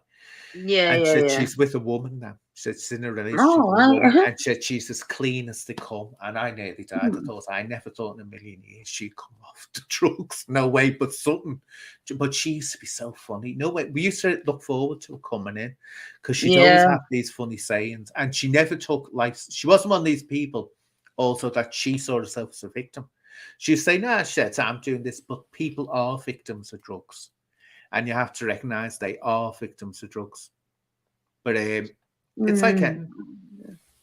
But I know 2 people who've died this week. It's just like crazy. Oh, it's horrific. See, the thing, and it's the modern world as well. That's the way it's gone. It's become in a lot of societies, and it's not just work and class or a council estate problem. Like it happens everywhere. I knew dancers, right? The famous dancer Kelsey Kirkland. Now you're talking about a ballerina who was top of a trade with the New York City Ballet. Now the New York City Ballet is as good as the Royal Ballet or as good as the Bolshoi. That's standard. No one could believe at that point that anyone could even dance on crack cocaine. Is that what it was? Crack? Crack. She did. Oh, she'll have been spinning. And she used to write. You'd see it. When you look back at it, it's obvious now. Yeah, it's obvious now. Because you'd see her like that. She was on one and you see her eyes are spaced out. And she said I had to do it because she said I couldn't get through the performances without it. She had to do with that demand on. So she did that. But so you can get it happening anyway. There's a ballerina. I mean, it ruined her career when she spoke out about it. But as she said, I'm not the only one. And I knew people who were using, not crack cocaine, but were using when I was dancing. I used to see the odd pill going there. Yeah. Just because there's nothing more horrific than you've got a time on a clock and you've got to be ready to go out there and do what is a horrendously difficult performance where your whole mind has to be on it. And you know you've got people out there who know if you make one move wrong watching you. The stress of that and you don't feel up to it. No, you have a day where you don't feel up to it, but you still got to go on there and do it. And it's most horrible. So I could understand people using. Pop stars and everything all do. Most of pop stars nowadays, don't they use drugs? Yeah. It's absolutely horrific. So what help are you getting? Are you saying that you're not getting any help at all? You basically, like I said, you've basically got to do it yourself. Every time I've had help, I've had to just do it myself. Yeah. Yeah, you have to. But not to. When you see these gurus on YouTube, mental health gurus, to be wary of them, don't you? Oh, Sarah, don't fall for that. You need. No, I don't bother with them. Yeah. They just want money as well. There and other people who want money off you. Yeah. Well, it's not even. It's just some of them are strange. Are very strange. Power. And it's like, Yeah. you About have power to. and stuff. Yeah. Here we are, Paris Barrington. I'm an adrenaline junkie, but puff is my Chunky. substitute. You see, I don't even smoke weed, but I can understand why. I mean, when you're talking about a bit of herb, I mean, Yeah. what problems? It's not going to space someone right about it or make them dangerous. But I used to smoke. I actually started smoking late in life, amazingly enough. Yeah. And it only lasted about, how long did I smoke for? About 15 years, and then I gave it up. Jesus, Sarah, you'd think trying to give it up. I took about 5 attempts to give it up. I've never smoked, funnily enough. Everyone always thinks that's one thing I've not done. Yeah, but that's a drug. And that's I what know, I say to well, people. yeah. I used to see police officers going on about, drug use and all this. See, they see drug use from a different position I used to, because they see them just as lawbreakers and problems. Where I saw them before then from the probation safe side. And so I had sympathy with them. But you'd see the officer smoking, or they'd be going home saying, this is 7 o'clock in the morning, I've got 2 lagers in the fridge waiting for when I get home. That was their alcohol, yeah, alcohol. And I'd say, so you're slacking them off. I said, you're doing the same thing. And I said, I smoke. I said, that's an addiction. I said, and I know some people can't give it up easily. Yeah, so you wouldn't want to be around me. I was all, I'm dying. I can't feel. For some reason, I used to imagine I couldn't feel my face. But I've always said, you'll know. If I ever get told that I've got so many months to live, you'll know. Because you'll just see me on here with one ciggy after another. I'll just enjoy. I'll go out enjoying myself. It'd be like, be like that. I can't drink though. No, I'm not good with drinking. No. Well, I have a big payback. That's it. I get the hangover from hell just from doing, a little, and I can't stand wine. Oh no, here we are. Sarah, you strong lady. There's a nice one. Oh, thank you. Here we are, Fight Club. You gone, mate? And you were a he was putting nasty comments before that were just obviously trolling that I saw. Yeah. It's just a troll, and he tries to be funny. It's because I know somebody who was basically has only just transitioned, I'd say, about 6 years ago from female to male. But basically, it was one of them. We grew up, and truthfully, you would have always thought. I always have to remember to say he now, because I always grew up with it as a she, so it is hard. But if you didn't know, you would have thought that he was always male, if you get what I mean. Yeah. Well, women, female to male looks aesthetically more. Yeah. Because totally, and because acted totally like a man. But the thing is, this with a female to male, because they're getting the testosterone, and once testosterone kicks in, you can't undo it. So you'll get the Adam's apple, you'll get the features. Now, of course, male to female is a different situation, because the testosterone has kicked in, so it doesn't always come as convincing as when you see someone say, no, that was someone that was born female. But the benefit male to female has is that a male to female can have the full surgery and still have a full functioning sex life. A female to male, if they get below done, it ruins the sex life. Just totally destroys it. So it's a difficult one. And of course, you can say that you get a male to, like someone like April Ashley. You'd never know April Ashley was born a male. You'd never know. So she's dead now, God rest her soul. but you'd never believe it. But when she'd take her clothes off, you'd never know. You'd still think this is a woman. Yeah. But female to male, you'd know straight away if they'd had the surgery below once they take the damn clothes off, because it's, as they say, it's a mess down below if they go for that. And Oh, can't yeah. hide it. So they can look more convincing as men. Yeah, But but yeah. take the clothes off. And if they've had large, but I'll tell you a story about someone I knew. Well, I didn't really know them, but I went away with the probation service. I knew this. One of the women I worked with, her sister came in, and I was looking at it. Well, I didn't know it was a sister at the time. I just seen this man with long hair walking in the sights, or a man, and I was just sitting there talking. And I thought, wait a minute, I can see breasts here, or small breasts. And I had small breasts when I was a teenager, which I got. Well, I didn't have much choice. I was talked into getting them removed. But anyway, talking there, and it wasn't until her son worked in the same place, this person was working, and I said, oh, so your uncle, and he said under the breath, aunt. And I thought, oh God, I've said something here I shouldn't have said. So I said, your aunt. So I thought, don't even hide it. I said, aunt. I said, oh, I thought it was your uncle. I said, no, aunt. So I felt absolutely mortified. I thought, God, what have I done? So I went to her sister, the one that I worked with, and I said, look, I have trust this. I said, have I done something bad? And she said, oh, don't worry, everyone does it. This is a horror story, this. Her sister, who I thought was her brother, had gone all through the system. She was born woman and wanted to be male. She'd gone all through it. She didn't have a mastectomy. She didn't have down below done, thankfully. But she said she went through all the hormone treatment. And of course, it made her manly and gave her a deep voice and everything, and gave her a man's face. Anyway, she said last minute she thought, oh, I don't want to go through with it. And she said now everyone thinks that she's a man, that she's a transgender man wanting to be a woman. And it was so tragic because she tried to be so feminine, but all that you saw was a man.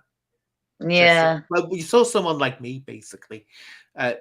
You'd never think, oh, Anne's a woman. You'd never think that. That's what you'd see. And so it was an awful tragedy. And this is what's not talked about enough, is how many people do go for transitioning or think about it, and then it turns out a disaster for them. They need to really talk about this more than they do, because it's more or less, oh, I get the trans, then I'll be happy. You're exactly the same person. Your body's just changed. That's what happens. Here hasn't changed.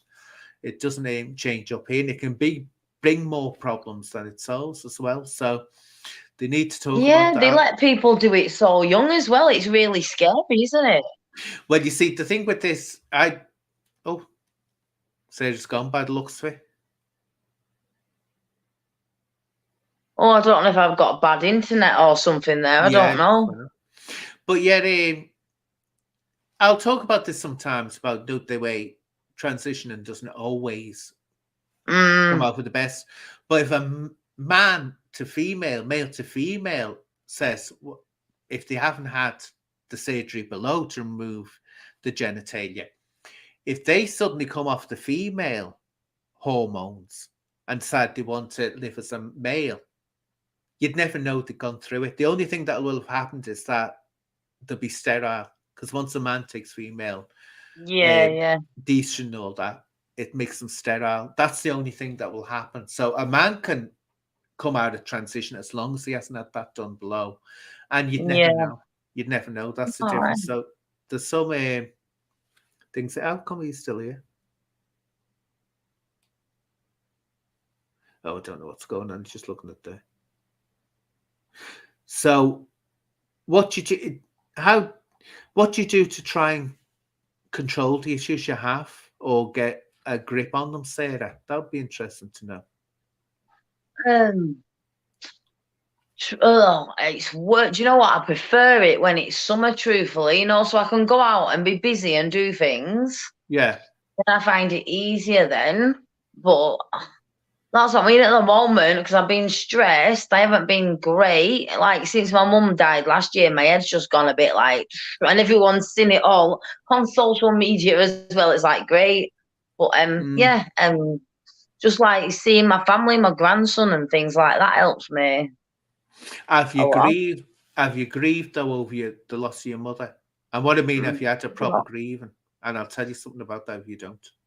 I wouldn't think so. Probably not. The situation was Yeah. all during Corona as well, so it was just no, Well, what you've got to not do, good. because I had this personally happen to me when my mum died. My mum died when I was 29, and everyone. I remember one of my friends' mothers. She was saying, "You're not grieving." I said, my mother's in a happier place. She's not suffering anymore. I said, she's happy. I'd never wish her back. And I love me and my mother were like that. My mama like that. Anyway, it wasn't until, God, it was scary. It wasn't until about 5 years after she passed away, I started acting really strange. And I mean strange. And even I knew there was something wrong. So I tried to get help. And as you say, the help's a load of rubbish. And then after I got over it, I could nearly tried to do myself in everything. And then I suddenly realised what it was. I remembered what my friend's mother had said. The grieving caught up with me later. And she'd said that. She said, you're not grieving. And she said, it can catch up with you when you least expect it. And she said, when that happens, she said, you've got to take time out to grieve and accept it.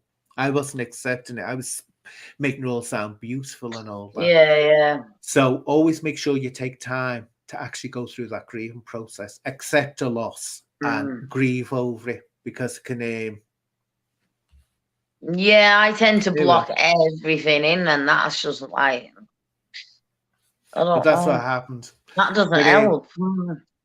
Oh no, it doesn't help at all.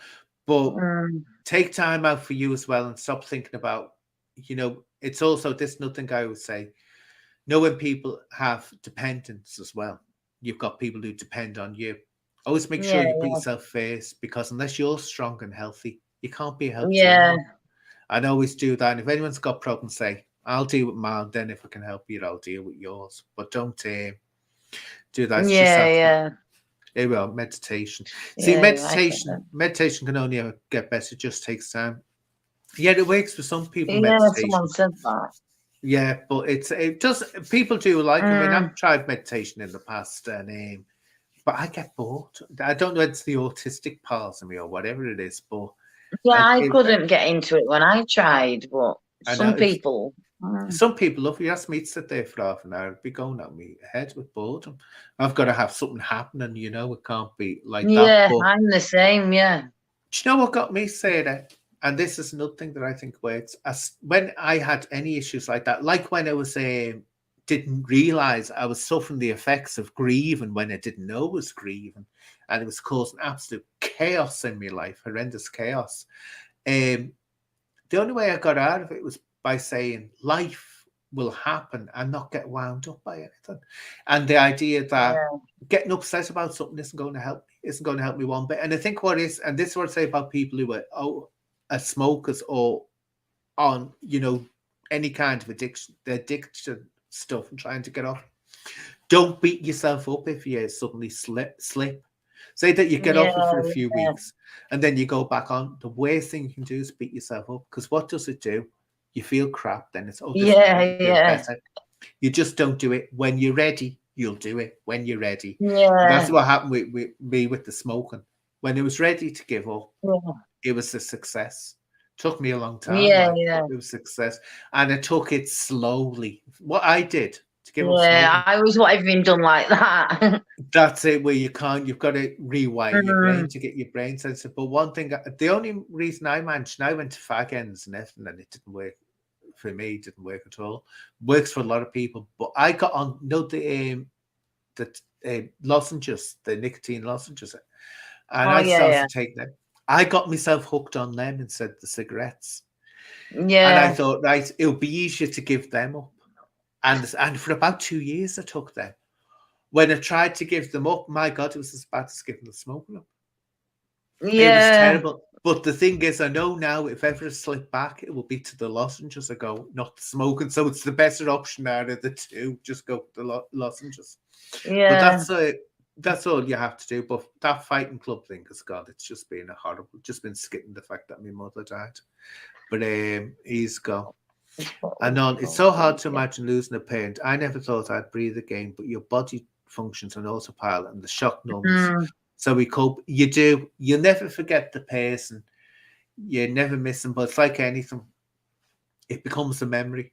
It just becomes a memory eventually. And you do cope. And you've got to cope. And it's nature. And guess what? That person you lost would have gone through things like that and had to get on with it. So you just have to. That's what I mean. It was worse. Yep. You just have to. Because it was through the lockdown. Yeah. Oh, that caused a hell of a lot. Basically. Well, they say it caused murder for people. Couldn't even see her. Yeah. I couldn't imagine that, because when my mama was in hospital, my God, I was there. And I told them, I said, don't tell me to go. I said, I'm staying. And I stayed by my mama's side 24/7. I used to sleep on the floor on the bed next to her at the Royal. And that's when she was in intensive care. When they moved her out of intensive care and put her on an ordinary ward, I wasn't allowed to sleep next to the bed then, but I'd be in every single day checking on her. Yeah. And that's what I did then. And it was annoying me, say, because 1 minute she'd be getting better. They'd say, no, then she'd be bad again. Then she'd be getting better. And I'd be up and down like a bleeding yo-yo. So eventually she went, and I thought, but that's life. You have to get on with it. You just have to but make sure you grieve over it. So have you got anything else to say, Sarah, before we wind up, because we've been on for 2 I know, we've been on for ages. My cat's getting stupid here now. Come here, Macy. She always seems to put on. Oh, she's jumped off the bed. Every time, funnily enough, I make a video. Have you seen them? She always, she knows she gets in the video. But now she wants some food, so. I'd love a cat. I'd love a cat, but we can't. It's no point having them where I am, because we have a main road. And I don't know how many times they get squished. So one of my cats did. Yeah, that's it. And so I mean, we have big gardens. That's the lovely thing about this. We have massive gardens, and we have a field on the back of the garden. But bleeding cats won't stick. Cats. That's one thing. They're not like dogs. You can't keep a cat as a house animal. You can't do that. It's going to get out. No. You can't take it for a walk. Where a dog you can control more. But that's what you have to, do. But nice company for you. That's the thing. But I hope anyway, Sarah. But we'll talk again sometime. I say, thanks, Anne. And see how it goes. So I'll say to everyone, thank you very much for tuning in. I'm going to go now. Take all this off my face, because it takes. I know, it's me and my scruffs. I just decided to jump on when I seen you were live. Like I said, no notification, and then it just come up and live. So I thought, I'll see if I can get on. But thanks then. Beautiful smile, Sarah. So there we are. Thank you. So anyway, take care, my lovely. Thank you. Thanks, Anne, and everyone else. And everyone that watched, thank you. See you again. I'll most probably be on again on Sunday or Monday, most probably. So take care now. Bye-bye. Thank you. See you all later.